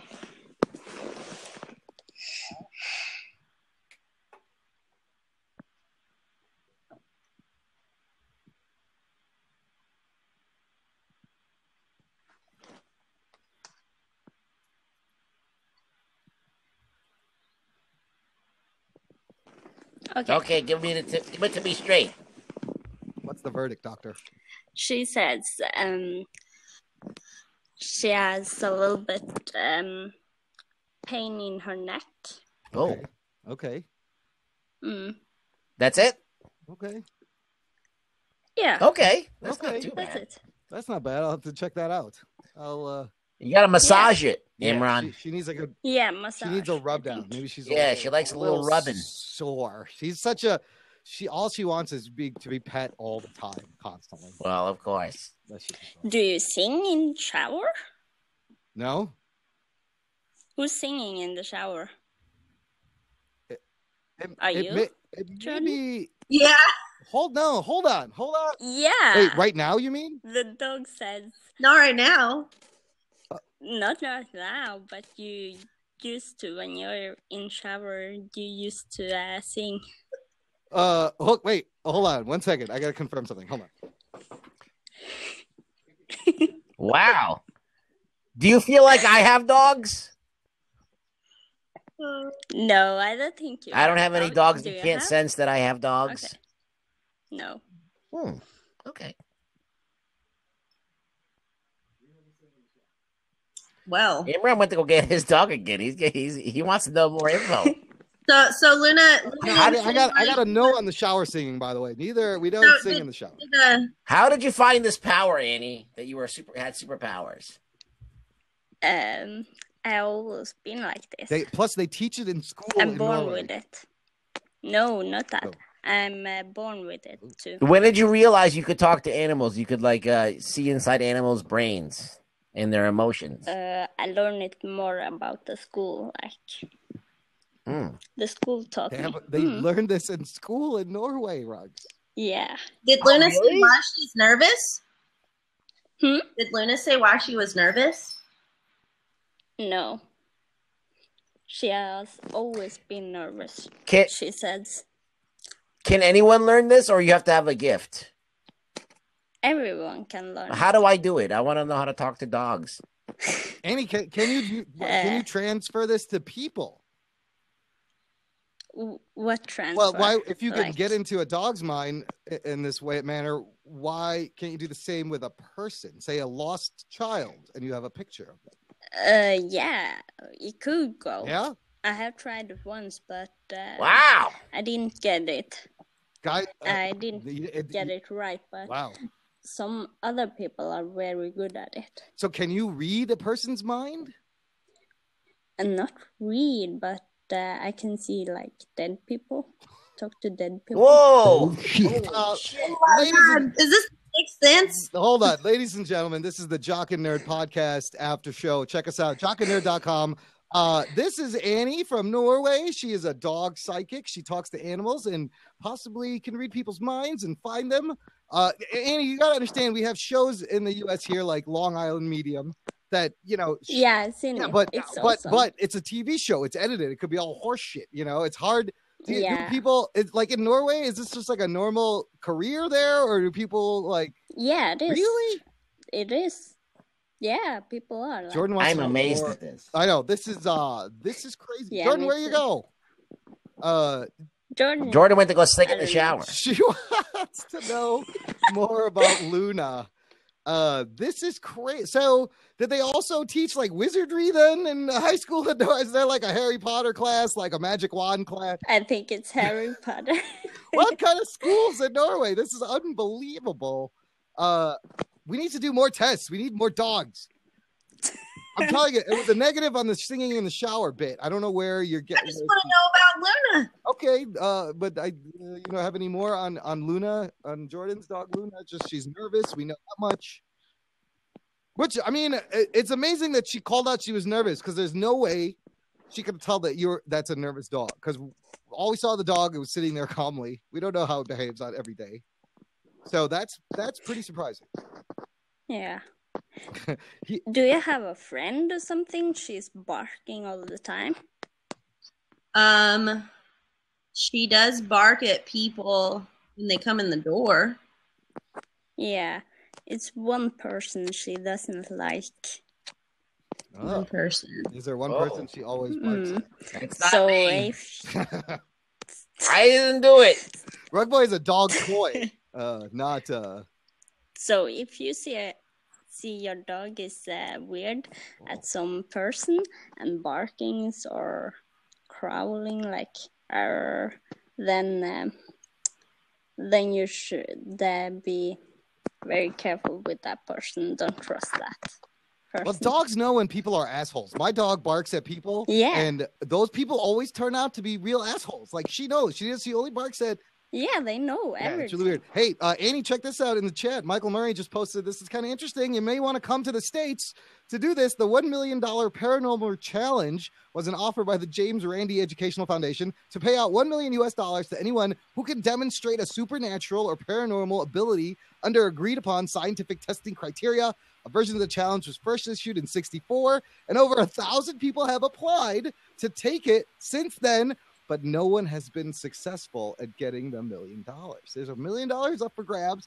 If you could prove to this JREF Foundation that you're have paranormal or supernatural abilities. Cool. That's kind of interesting. I didn't know that was a thing. Yeah. Any more questions for the psychic, Rex? This is it's very fascinating. But I don't know. Is this you make a living doing this? This is your daytime? Yeah, this is my living. Wow. This is her job. That's crazy. This is my job. Yeah. So is it like a 9 to 5? What are the hours for something like that? I don't have hours. People can talk to me on Facebook or call me and stuff like that. And do you work for yourself, or is this part of an organization? I work for myself. Wow, and this is you make enough money from this to like pay bills and live and rent and all that shit. Yeah. Damn, I gotta move to Norway, dude. Wow, dope out there. Wow, you can do it like. Hey, let me ask you this: is marijuana legal out there yet? No. Damn it! Whoa. I'm not That's coming. illegal. I changed my mind. Wowzers. Changed my mind. I'm going to Colorado. Fuck you, Norway. hey, Colorado's closer to me, so yeah, road trip to Colorado, people. Let's go. Let's go. Wow, that's awesome. What's there? Have you had any phone calls, Imran? Phone calls? Phone calls? Oh. Yeah, maybe. I think so. Oh, so. Oh, here's a. Oh, I found this. What can you tell me about this one? This is my buddy's dog, and I just have. Oh, I just happen to have a photo of him right there. By the way, I can't talk to that because he has to know it because the dog can tell me everything. It can tell like if your boyfriend are cheating or if you have won something and everything like that. So I can't talk to that. That's a cute dog though. Okay, what about this? It has to be your dog. Oh, okay. Yeah. Huh. Interesting loophole. But very interesting nonetheless. Wow. So how do you promote this business? Like on social media? How do people find you? Yeah, they find me on the school thing. We have like the border. They can find my name there. Or like I have told some people, help some people, and then they tell other people, so it goes like that. And how many people do the same thing you do, like in Norway or in your city even? In my city, this isn't city. It's a kind of small town. Okay. So in the nearest city is 2 hours. Okay. With car. Well, how many other dog psychics are there in that city?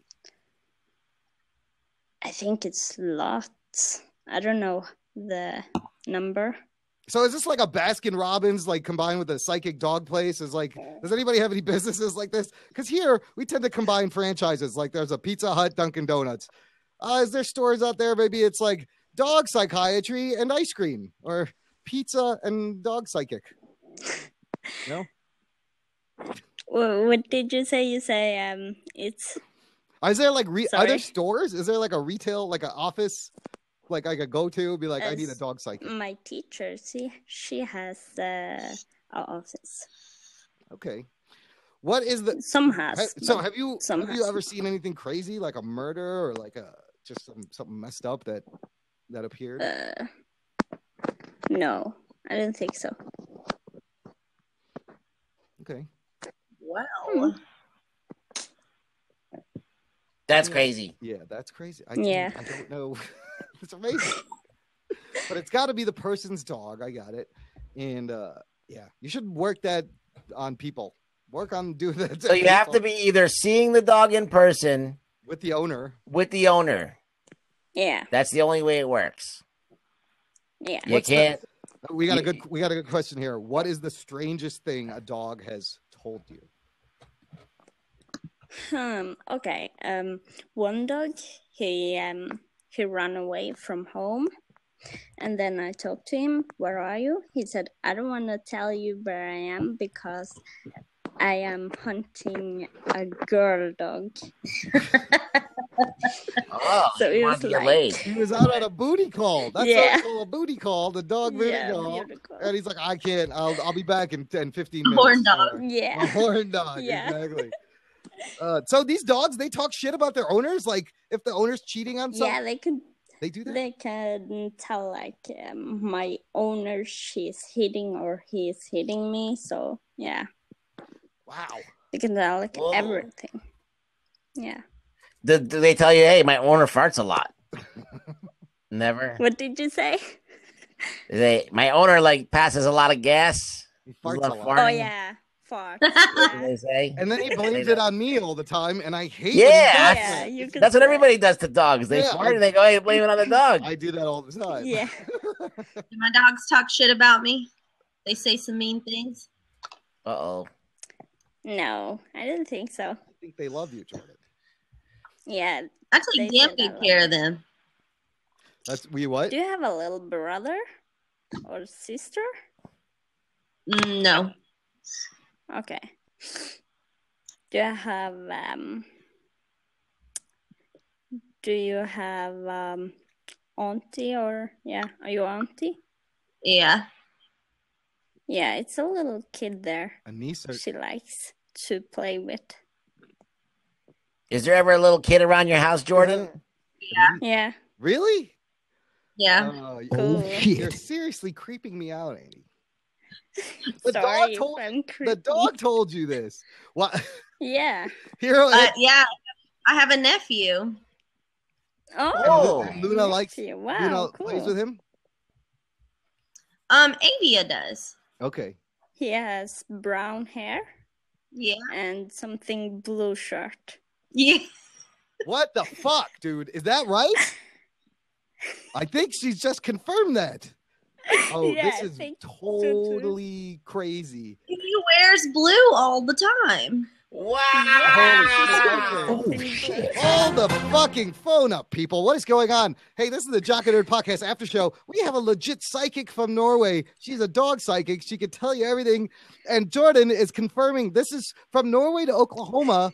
Annie has nailed several facts about Jordan and her dog just by connecting through the dog over Blab. Do you realize, Annie, you're new on Blab, but this could be a new business for you. Oh, absolutely. Yeah. You Over need to Blab. start a Listen, dog whisperer Blab show. if anybody here wants to talk about dogs, I'm going to jump out. Let someone else get a chance for Andy to Or a talk. cat or a horse. Wow. Or anything. All right. I'm in shit right now. If anybody has a photo of their dog that they need some help with, David wants to know why his dog is in love with the cat. David, if you got a picture of the dog, and that's a real question. Or the name of the dog. Oh, we just need the name.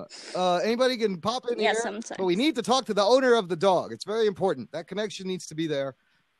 This is crazy. That's very impressive. I got it. Nerd. That's very impressive. That's awesome. Who was that? That's my soundboard. Sorry. I have a Bro, do you even podcast? I can trigger, sounds and fun things like that and Oh. music. Awesome. Jock and Nerd. And that's what we use on our podcast at jockandnerd.com.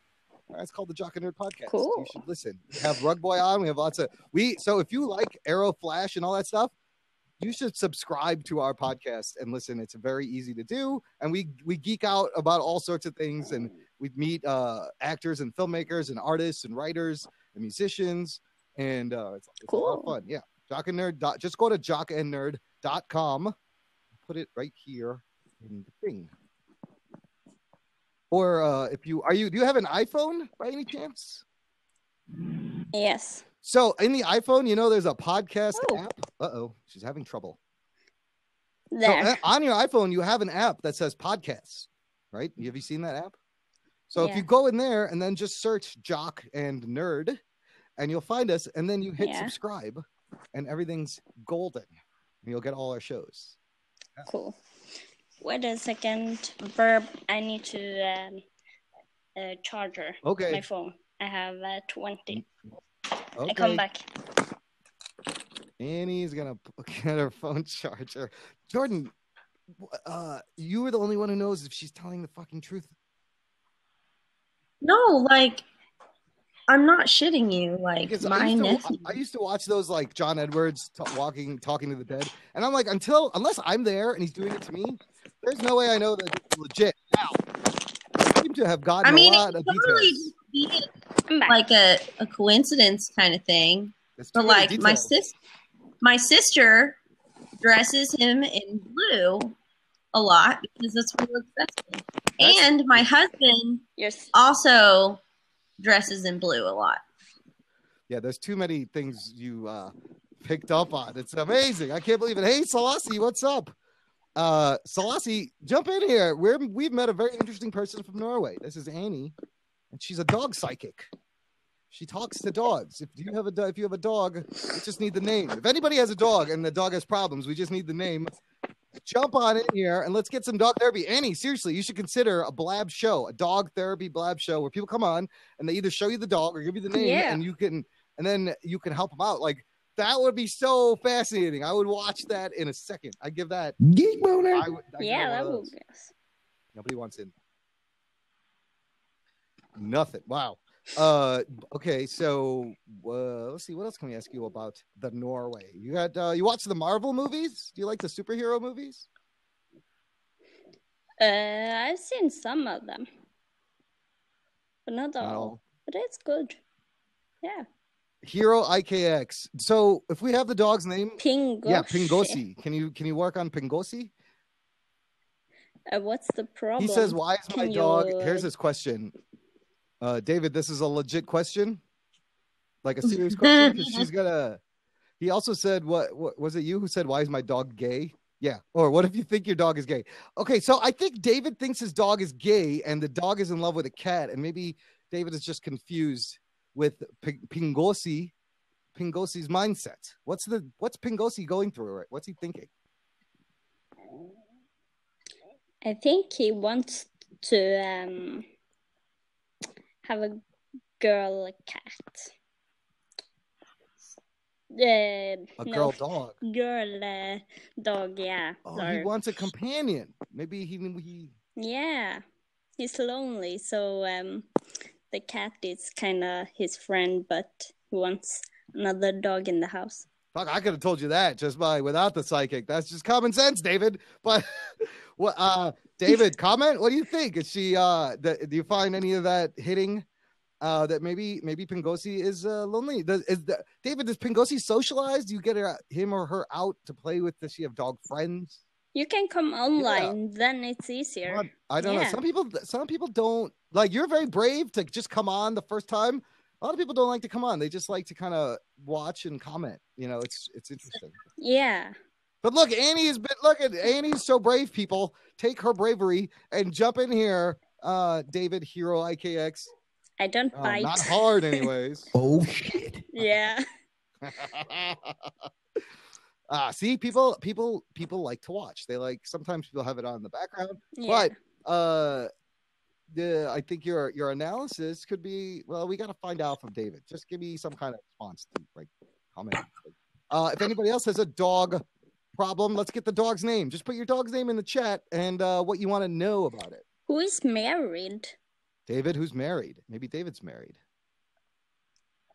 I'm married. Well, me and Jordan's Are married. you? Jordan's also married. Not to each other. Yeah, someone told me. Someone is married. You're good looking and all. I saw like the rings. Wait, which dog told you about the marriage? I don't know. So it could have been any one of them. I mean, you've gone through like 3 dogs tonight already. So what is the dog saying about the marriage? Chris Martin, thanks for joining. This is the Jock and Nerd podcast. Yeah, what's the dog saying about the marriage? Good, bad? Good. Annie here's from Norway, Chris Martin. If you want to talk to her, if you have a dog that has a problem, she's a dog psychic and can help you out. All we need is the name of the dog, and a picture also helps. So you don't have to come on if you don't want. But it'd be great to come on. Ask her a question. I'm trying to get Annie to start her own blab show called Annie the Dog Whisperer. Annie the Norwegian Dog Whisperer. Be great. And put fucking Caesar to shame. Goddamn Caesar. He actually takes the claim. I mean, he has that title, right? He calls himself. Oh, he doesn't have a dog. Okay, the Chris Martin doesn't. You don't have any animals, Chris? Hey, I am Larry is back. I am Larry. Do you have a dog? Because Annie here is from Norway, and she is a dog whisperer. She can connect with your dog. No shit, dude. She's done it to Jordan. And I'm like a medium too. And so she's a psychic medium. She's nailed a couple of details about Jordan through her dog, and it's really been freaking us out. So I need some more test subject to test this out because this is fucking fascinating. I'll tell you what. It's very interesting. So what do I want to ask?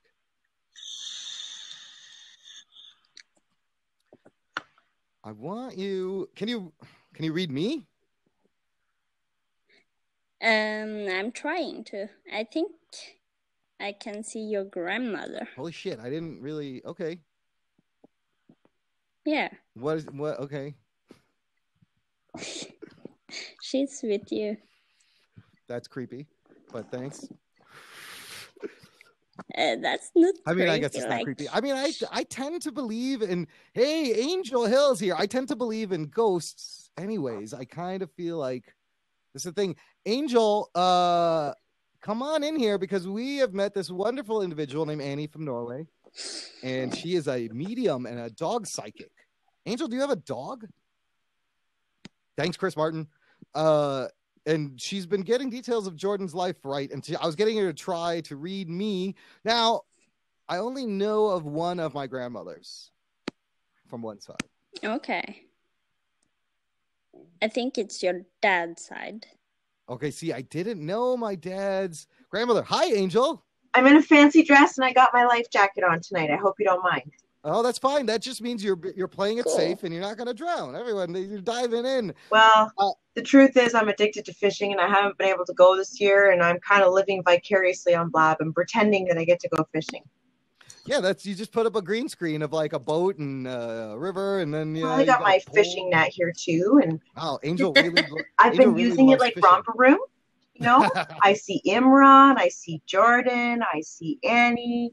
I'm seeing Colin in the room too. I wonder what he's up to. He asked a good question. Is this a dress and life jacket? What's that about?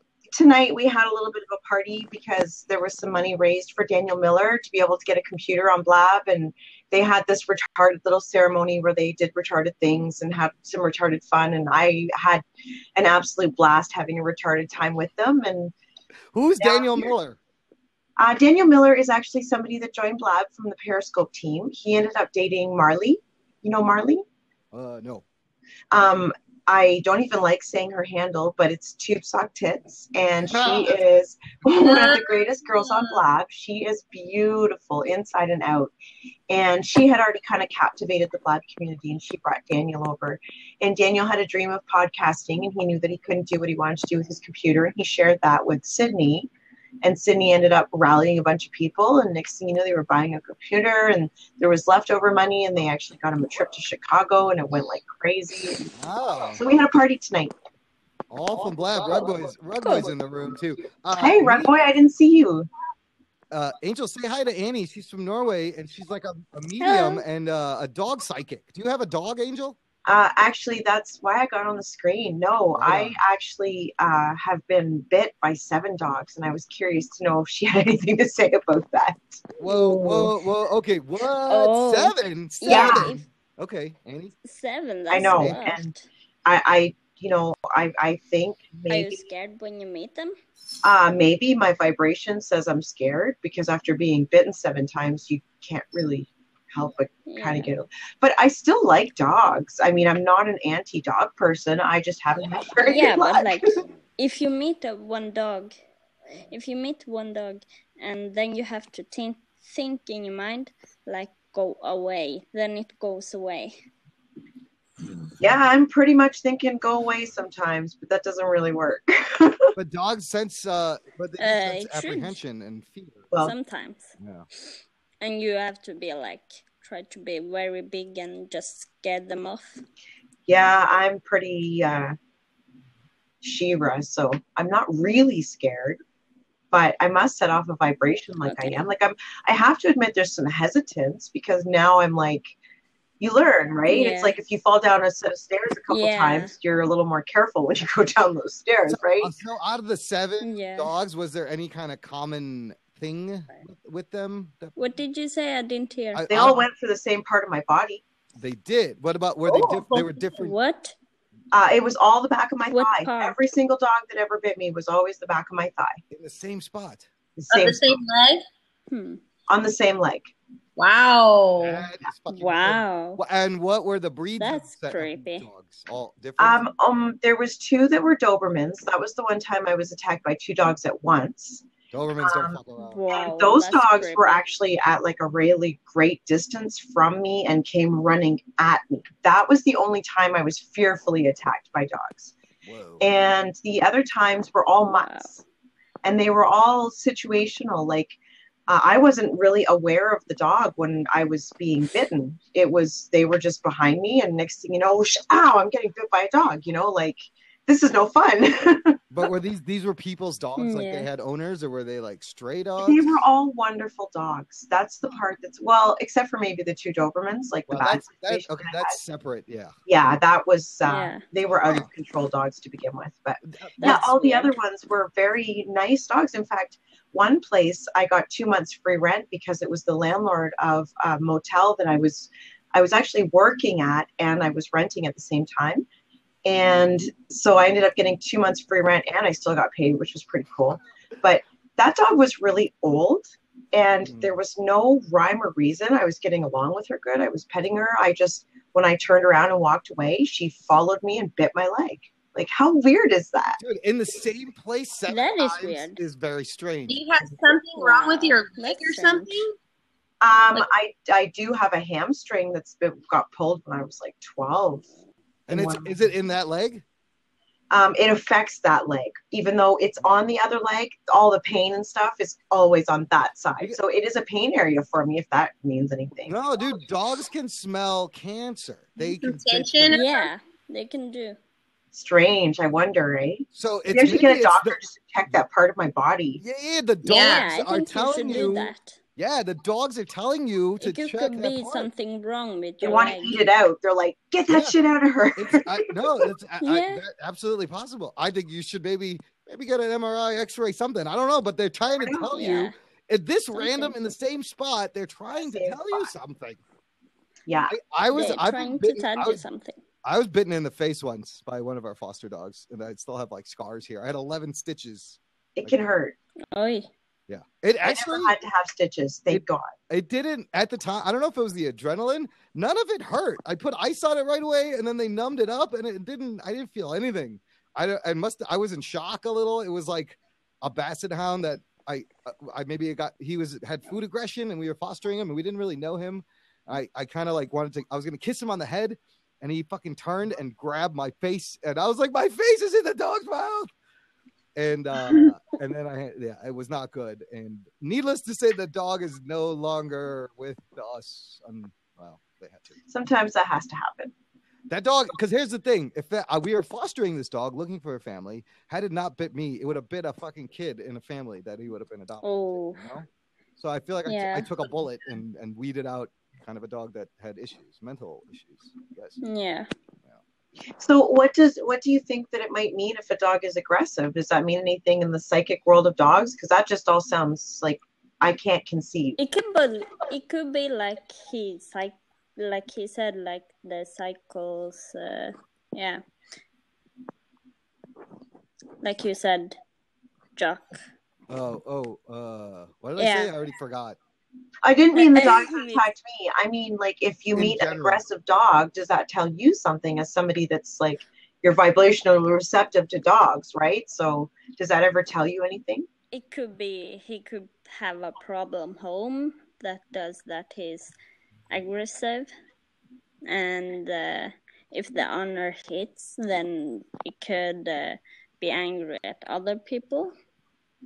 So if you are sensing dog as a dog medium, are you going from like past life experiences from a spiritual creature, or is this a science that's behind it? What did you say? I didn't hear. Sorry. I just don't understand how a psychic medium and dogs could work together. Oh, I talk like telepathic in my head, like I can see pictures or a video they can show, or they just tell me like we are talking like now. They can tell, but I can hear it in my mind. Angel, she took this class. She took a class. They teach this in school in Norway. Yeah, yeah. Well, that's actually what I was going to say. Is it's really interesting when you can find a science that you can't rule out and you can't say is valid. It interests me because, in the world we have said, like, a lot of people experience senses that they can't explain very well to other people because it's so different. Like, an example of that for me that's really tangible is that when we had the only earthquake that we've ever had where I live, it was a very small earthquake, and I really felt it. To me, the ground was bubbling. I felt like I was on a roller coaster ride, but I was literally standing in front of people that had no sense of what was going on. They couldn't feel it even a little bit. And I could not fathom that they couldn't feel that bubbling feeling in the ground that was happening. That's because you can be sensitive or something. Well, for me, it was a clear indication of the fact that we all have senses that are so different. And I can, all of a sudden, I could tangibly explain something that maybe there is things outside of myself that I might say, that's a farce. I laugh at that. There's no science behind it. But somebody else is like, I know what you mean. I feel that. I don't know how you can't. Well, don't come to Oklahoma. There's plenty of earthquakes for you here. They got earthquakes, tornadoes. Oh, I can't imagine. Wow. Plenty. Oof. And do you relate to that feeling? Do you feel it when there's an earthquake? Oh yeah. Like the ground. It's a big one. Does your dog feel it? It's like a boom, and then it's like. We have no boom. We had no boom. It was like 3 point something or 4. Oh yeah, that's not very big. And it was funny because where I was at work, I was talking to my husband, and I was like, oh my God. And my daughter's in front of me and she's not experiencing it. He's there not experiencing it. And I'm looking at them like they're not reacting to this. Like, what was that? And I'm like, there's something just, he's like, no, it didn't. I'm like, it did. And I run out to the front of my store and all of my product on the walls is doing this. I was like, come on. Cool. And if it weren't for the fact that everything in the store was moving, he wouldn't have even believed it happened. You are tuned to those vibrational forces. Exactly, right? So what else? Earthquakes we had in the last 5 days. We've had 11 earthquakes. What? Oh, shit. What the fuck? Hey, can your dogs sense these before they happen? I feel like they would be able to sense it. Yeah, they could do that. Yeah. No, we had like a 4 point, I think it was like a 4.6 or 7 one time in the middle of the night. And Avia, she sleeps on my pillow, so I felt her sit up, and then all of a sudden it did the boom, and then everything started shaking. Holy shit! Ooh. Just think for a second that boom is literally Earth's tectonic plates just finally slipping off one another in a it's crazy. Like animals can feel it like before it happens. Yeah. I mean, it was like really a matter of seconds. It was like she sat up and then it did it. So it's like she knew it was coming. We get them all the time. Like, we're supposedly now Oklahoma is like the most seismic place, at least in America right now. Barbie Shawnee in the chat asked, "Where do you live?" And I think she's talking. I live in Norway. Why can't I see the chat? That's kind of weird. I have no chat at all here. Annie lives Barbie in Norway. Shawnee, are you from Shawnee, Oklahoma? Thanks for joining us, guys. This is the Jock and Nerd Podcast after show. We got Angel Hill, we got Jordan, and we have Annie all the way from Norway. If you look at the map, there's a blip across the ocean right where Annie is. It's pretty cool, the map function. And Annie is a dog psychic. So if you guys put your dog's name in the chat and you have maybe something you want to know about their behavior or they have an issue, Annie can connect with the dog. I can try to help. You can try to help. I'm going to jet anyways, guys. It's nice seeing you. I really want to say hi. You're awesome. Where are you from, by the way? Yeah, I'm in Barrie, Ontario, Canada. Oh, she's in Canada. Oh, cool. Angel, I'm trying to convince Annie to start a dog psychic blab show. Like, how cool would that be? Whatever it is that you love to do in the world, my mission in life is to get people understanding that if you do more of what you love, you attract other people that could maybe do more of what they love. And if nothing else, you're going to contribute beyond yourself. And you might not get money, although you could. You'll at least get back some resources towards what you enjoy. And that, to me, is real happy living. So do it. That's your profit. For good me advice. Do it. Yeah, good advice. Thanks.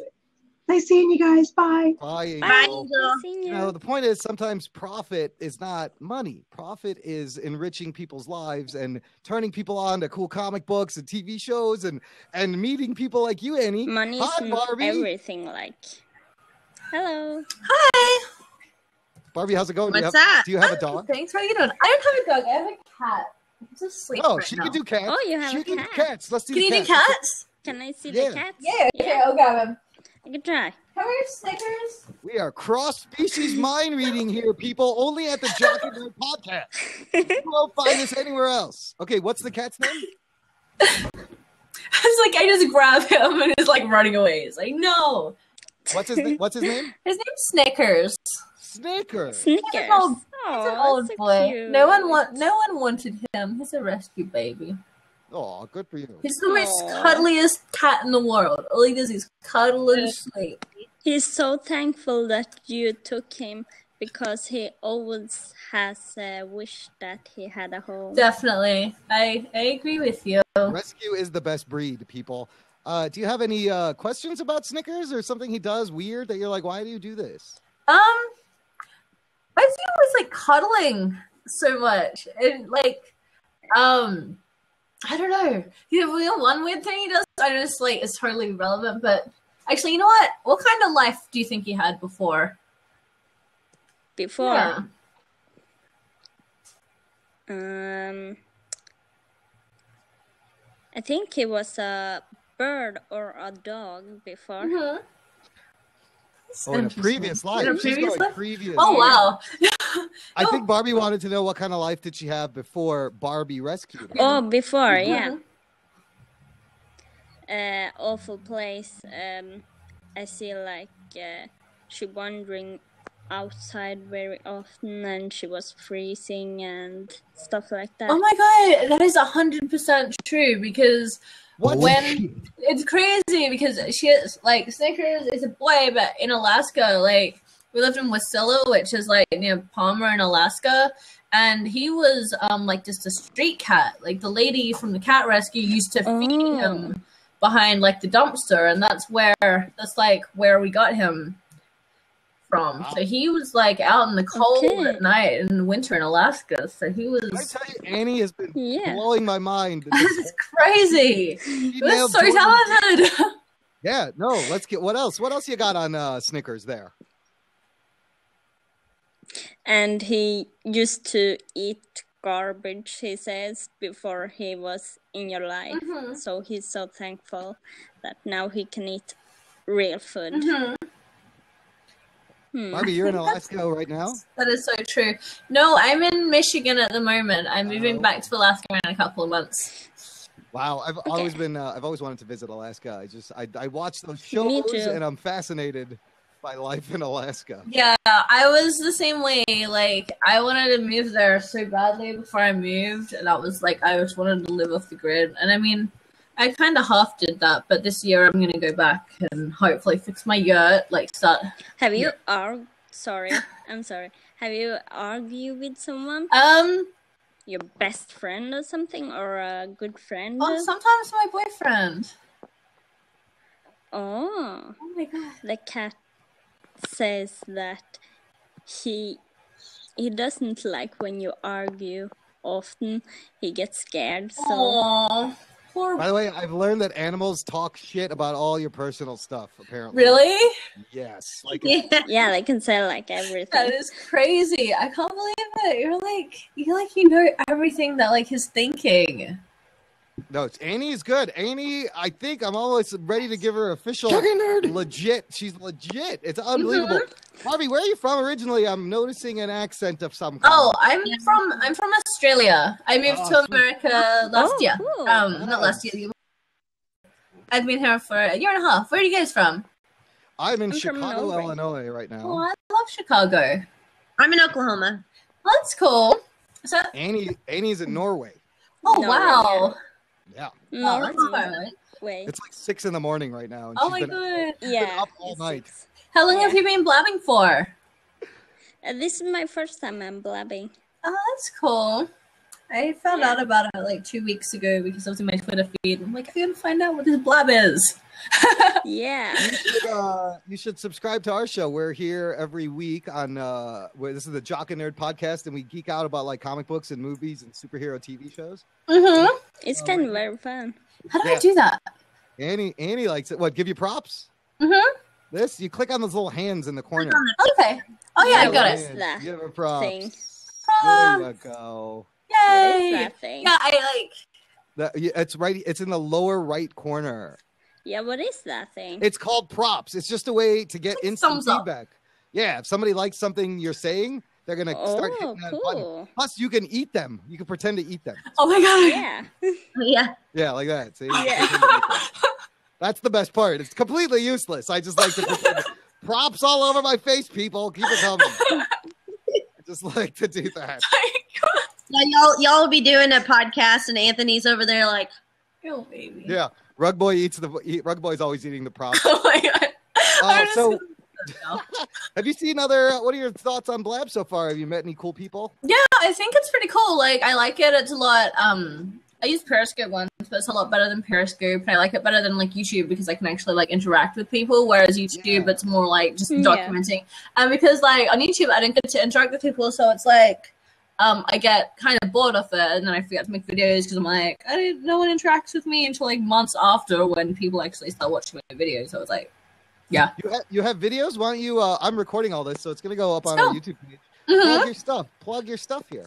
Oh, I shall. I haven't started. I've got like a couple of videos, but like they're from a while ago. But I can definitely like add them in. I'm gonna log into YouTube and see if I can. Or just give us the link, and it'll be just yeah. Is it here? Comment so we can find you. That's a good idea. I'm gonna log out and try. I'm gonna log out on my other window and try and like find my thing because I have different accounts, and sometimes I can't remember passwords very well. I think it's the fondness. You don't want to do the stupid thing and like make them all the same because then somebody figures the one out. All your stuff is done. I had the most creepiest dream the other day that I used to work in horse racing, and I had like my password's the name of this horse that I used to train, and like things after that. I used to be in my old stable, but I had a dream that I seen that horse, right? And then I gave out this password to everyone in the stable because I'm like, this horse, I've missed her so much. She's my password for everything. And I told like everyone in the stable the password and like the upper lower cases and everything in it. And I was just like, wow, it was weird. It was like the strangest dream ever. And I was like, do you job with horses? I used to a long time ago, a couple of years. 3 years ago, maybe? Did you have your own horse? I have my own horses since I was 2 years old. Oh wow! Is it dead or is it? My horse I had to sell in Australia, but my other horse, like that I had when I was a kid, one of them passed away a couple years ago, and I was so sad about it. But yeah, like was it like brown? I had one brown horse. His name was Milo, and my other horse in Australia is brown as well. Wow. The one of the horses are dead, but it's following you, so it's like with you all the time. That is so nice. It's helping you. Yeah. We had this other horse in my stable that I looked after, and he was my favorite horse ever. He was like a big puppy dog, and he was scared of like everything. Like he would be scared of like everything when we walk him and people ride him, and they were like, he's ugly. And I'm like, no, he's not ugly. He's beautiful. Barbie, I have a horse question here. Mm-hmm. David wants to know, is it safe to give a horse Viagra? No. No. I don't know why David wants to give a horse Viagra, and maybe there's some show in Mexico. He's making money. I don't know. Between David and that's a really bad thing to do. I would not recommend that. Horse would be sick. Exactly. Or I think he might get in a lot of trouble. That's it. That's the lesson today, folks. Do not give a horse Viagra. No matter how much money. Hey, Bukaki, really, Rug Boy's back in. Hey, Jordan, you want to let Rugs in for a second? I think he'll enjoy talking to Barbie. Thank you. All right. Bye. Bye. Nice to meet you. Rugs, pop in here. Nice to meet you. Pop in. This is our buddy Rug Boy, Barbie. Hey! Hi, Rug Boy. Do you wanna meet Giant Pony? Whoa. Hey, Hey, yo. That's like a My Little Pony, right? Yeah, it's a My Little Pony. Are you a brony? Do you know a brony? What's going on there? No, my friend won this for his girlfriend at Cedar Point, and then they broke up, and I'm like, yay! I get to keep the kids. That was. Did someone win? Someone won that for you, or you won that for yourself? My friend won that for his ex-girlfriend, and then when they broke up, I got to keep the pony. Oh, so you're like got it as a consolation prize. Exactly, because my boyfriend didn't win it for me. When? Yeah, I I don't know know what you mean by why are we so paranoid. Gabe Guerrero says, why are you guys so paranoid? Ruggs, Annie has been killing it. She's been picking up details on Jordan and Barbie through their animals. Holy shit. Yes. They've been confirmed. Yeah. I think she's legit. Annie, I'm a fan of you. Yes. She needs to. I told her she should have a show on Yeah, Blab thank where you. it's like horse psychic. I agree. You learn about yourself through your animal. Yeah. So you always find a star on Blab. I think you're a troll. You never know who's gonna be Yeah. here. We are on acid. How did he know? Does everyone know we're on acid? Only someone on acid would think that everyone thinks you're on acid. Hey, I'd like Exactly. to interject. Can I just say what just happened to me while I was not on the Blab? Yeah, what were you doing? What So, kind of shenanigans have you I gotten into? basically jumped out so the other people could jump in, and I went on other people's Blabs, and I saw this guy freestyle rapping, and I cool. went and I did a freestyle rap. No way! Dave, the little guy is Rug Boy. What'd you rap about? How did it go? Do you remember it? Oh, I don't even know. I was making up some shit. Can you rap? I said something about if I got a pole, I'll smoke it. If you got a butthole, I'll poke it. I don't know, something like that. I want to go freestyle If you blab got rap on a blab. if you got a thought, I'll joke it. If you got a pony, I'll stroke it. I don't know. Rug Boy, we need to cut this record. I should bring my Yeah. guitar out. Oh yeah, turn the music up in the headphones. You're funny. Yeah, that's all I do. And so you can do that. You can rap. If you could just talk about the sound of the headphones, you're What? pretty Yo, much turn it up. at this point. Like, oh yeah, turn the music up. Okay, a little bit more. Okay, not too loud. But down. Okay, now turn just the bass up. All right, cut out the All mid. right. No, to a more mid. Okay, turn the bass down. Okay, turn it then back you up gotta again. Yeah, you gotta Oh, I hear music. What is that? You gotta say what, and you gotta say what a lot. What? What? Yeah. What? Yeah. And the only reason you do that is you try to think, what the fuck am I going to rhyme about? Because I got to Yeah. make this shit up off the top of my head. That's why they do it. It's just their thinking. I'm Rug Boy. People think I'm a chew toy. Rug, When what I if was what if born, I was a regular boy, and now I look like a toy. I don't know. That's pretty good, man. I wish I had some beats. I should grab my guitar. I wish I had a beat music. I need a fucking drum machine here to Straight out of the basement. Crazy motherfucker named Rug Boy. I'll chop you like some fucking bok choy. I'll put you in a Bok choy. salad, and then I'll toss you. People I call don't me know. the enforcer. There Yes. you go. We can write this whole thing. Oh, it writes I'm itself. the Felty enforcer. There you go. That's Yeah, your I'm the Felty enforcer. I don't know. Puppet rhymes. Pull out my cotton and I'll something here. Don't try to stuff me. Because I'm already stuffed.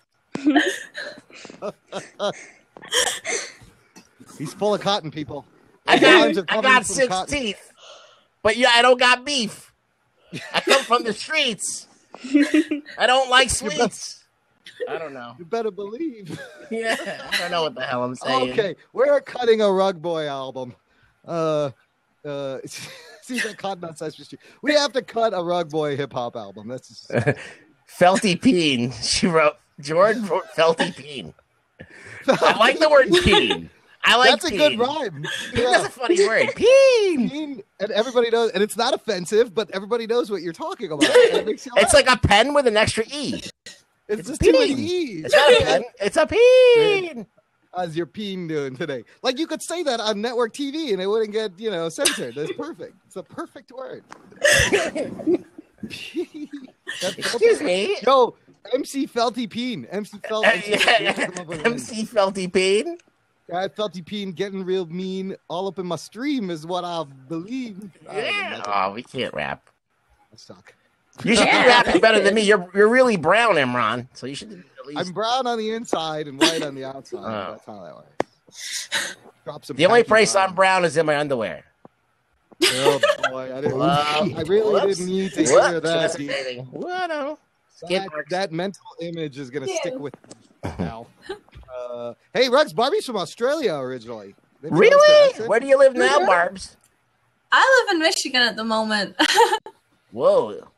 So you went from blistering heat to freezing your ass off.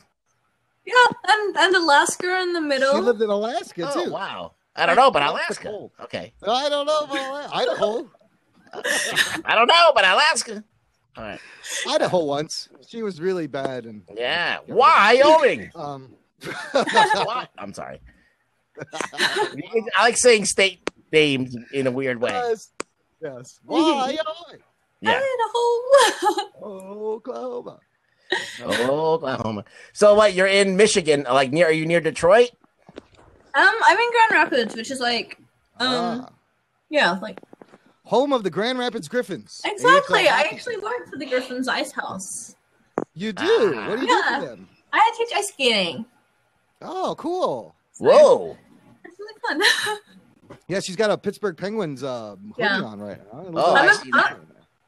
You like hockey. I'm a Penguins fan. I started ice skating in Australia, so yeah, a lot of people are into hockey. Our hockey following in Melbourne's actually pretty big, surprisingly. Oh, really? I would never ice skating in the desert. Well, Melbourne's it's like the size of Chicago, but it's like it's weird. There's like the hockey is like not really popular in any other state but Melbourne, so it's like it's unique to Melbourne.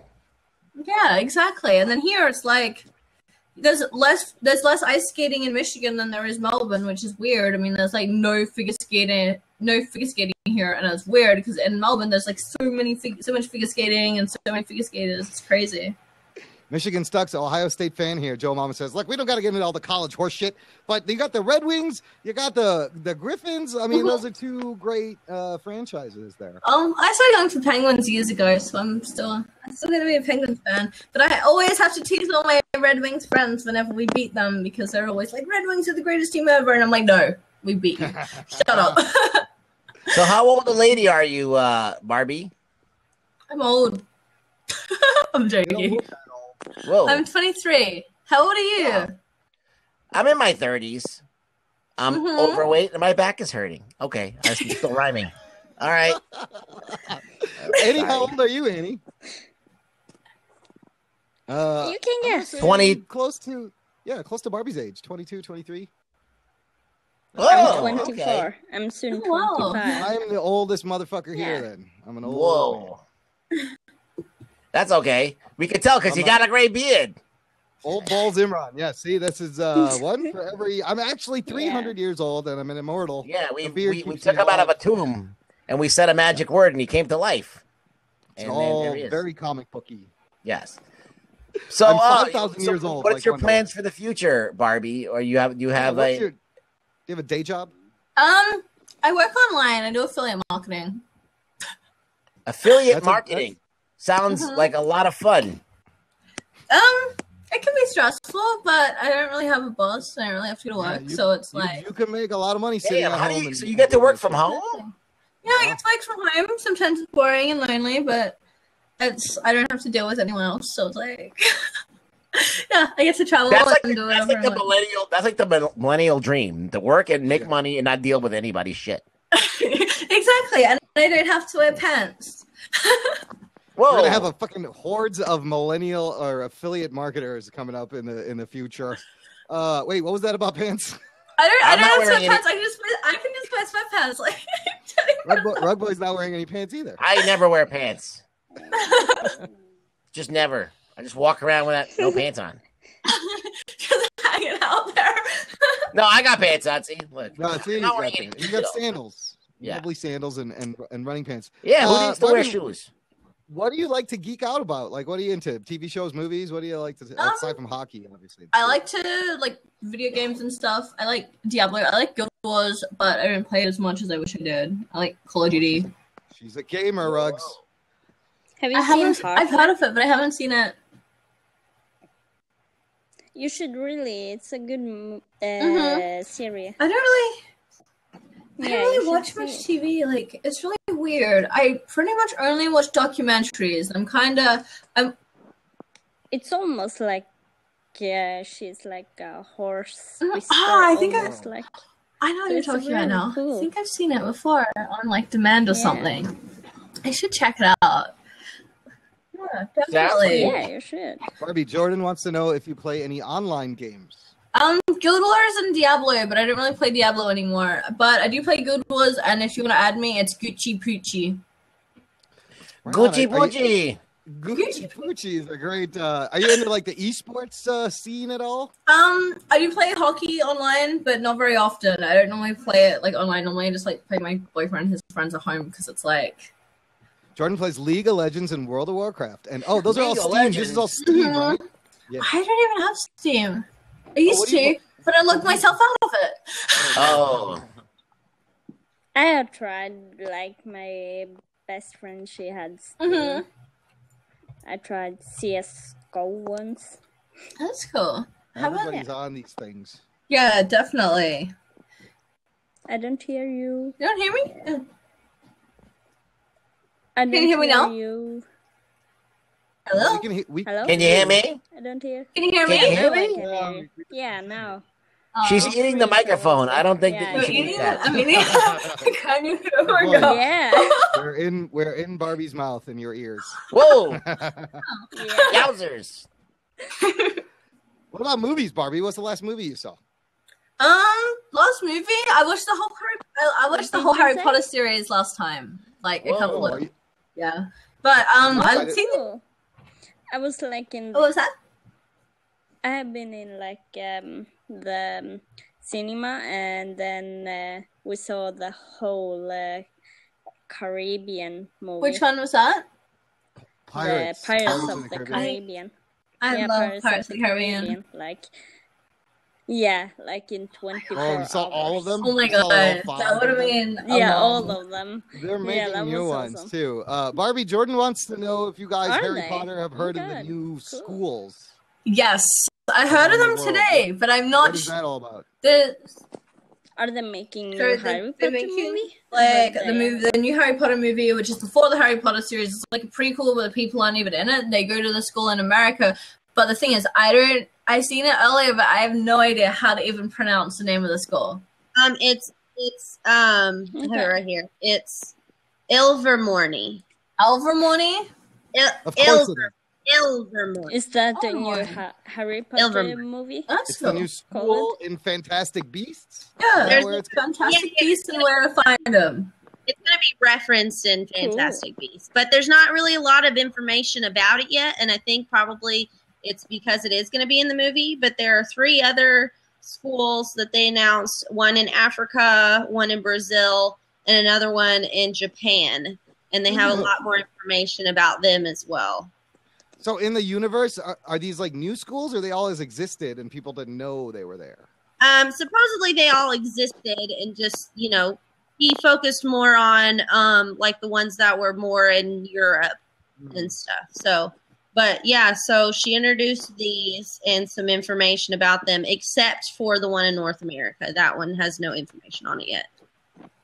God, like she Okay, needs any cool. more money. Really? Can't you just let it go? Just But let we somebody need else do more something. movies and Yeah. books. I mean, that's the I'm thing. all If you, for more J.K. Barbie? Rowling.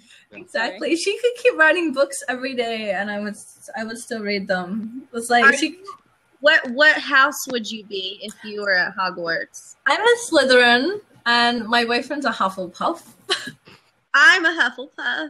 Oh, that's awesome! I think it's like the most sweetest house to be in. Like Hufflepuff is definitely. It is. I It's mean, we're just very loyal. I would be in Gryffindor. oh, and Yeah, you'd be in- that's really important. And Yeah. Gryffindor, like I think all the houses are really good. Like, What about you? What do you like? Who are you asking? You. You know what? I'm not a big Harry Potter fan. I've read the first book. I've seen a couple of the movies. I get it. Here's the thing. I've Harry seen the Potter, older I don't want to spoil this for you, but it's really just X-Men, and she just changed mutants to magicians. It's the same fucking story. There's good mutants, there's bad mutants, there's a school for good mutants, there's a school for bad mutants. The regular people discriminate against the mutants. It's the same thing, people. She just stole X-Men and made money off of it. Oh, shit. So I think Imran is a Ravenclaw. Okay, I don't know what that means, but it works for me. I will be a Ravenclaw. I think so too. It seems like he does his research. Yeah. Okay, so they're all snobby nerds over there. It's the nerdy house. It's the nerdy house. Is what All right, I'll take it. All right. Look at me. I'm wearing a Spider-Man hoodie. For fuck's sake. Yeah. Oh, you guys, I can also you like do this. to dress I'll do this up. for you guys. So you can go like this. And now. Cool. Now. Oh, cool. See, everyone's got masks. Yes. Oh, wait, Everyone has masks now. Wait. I She's got mine. Jordan has mask too. Is that a gas mask? What is that? That's a big nose. Oh, look at that big Look nose. at It looks like it. It looks like Oh, it's something the- from The medical man mask. That. what, man? Like, you know, the like Italian is like a medic mask kind of thing. Like the old-fashioned plague doctors. Yeah. Jordan, how Well, do you she's do using that? this thing, Cam. Yeah, It's a third-party software where you could put stuff on there. It's not in. I mean, I Blab. could put a real mask on, but you probably No, I'd this have is to. more- That's more fun. That mask, Barbie's mask, looks like it's out of like Eyes Wide Shut, the orgy scene that those guys were wearing. That's what it reminds me of. Expect to see fucking. Yeah, and it's like a carnival thing now. Oh, it's a carnival thing. Yeah. The mask is awesome. It smells so bad. Oh, no. Who was wearing that mask before? And what were they eating? Do you have Jock Batman No, I need to costume? get one. I only have a Spider-Man one. Yeah, your dog says you're gonna Oh get shit! one. Oh no! Yeah. Joplin knows something I don't. Maybe interesting. Oh, we've talked about it. Look at her. That's an IRL mask, isn't it? That is cool. What An did in you real say? life mask. Yeah, Is that- cool. what is- oh my god! What is that? A big wolf? Wait, oh my god! A dog? The funniest thing is you took that off and there was a stormtrooper underneath it.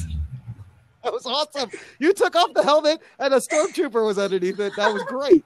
That was so great.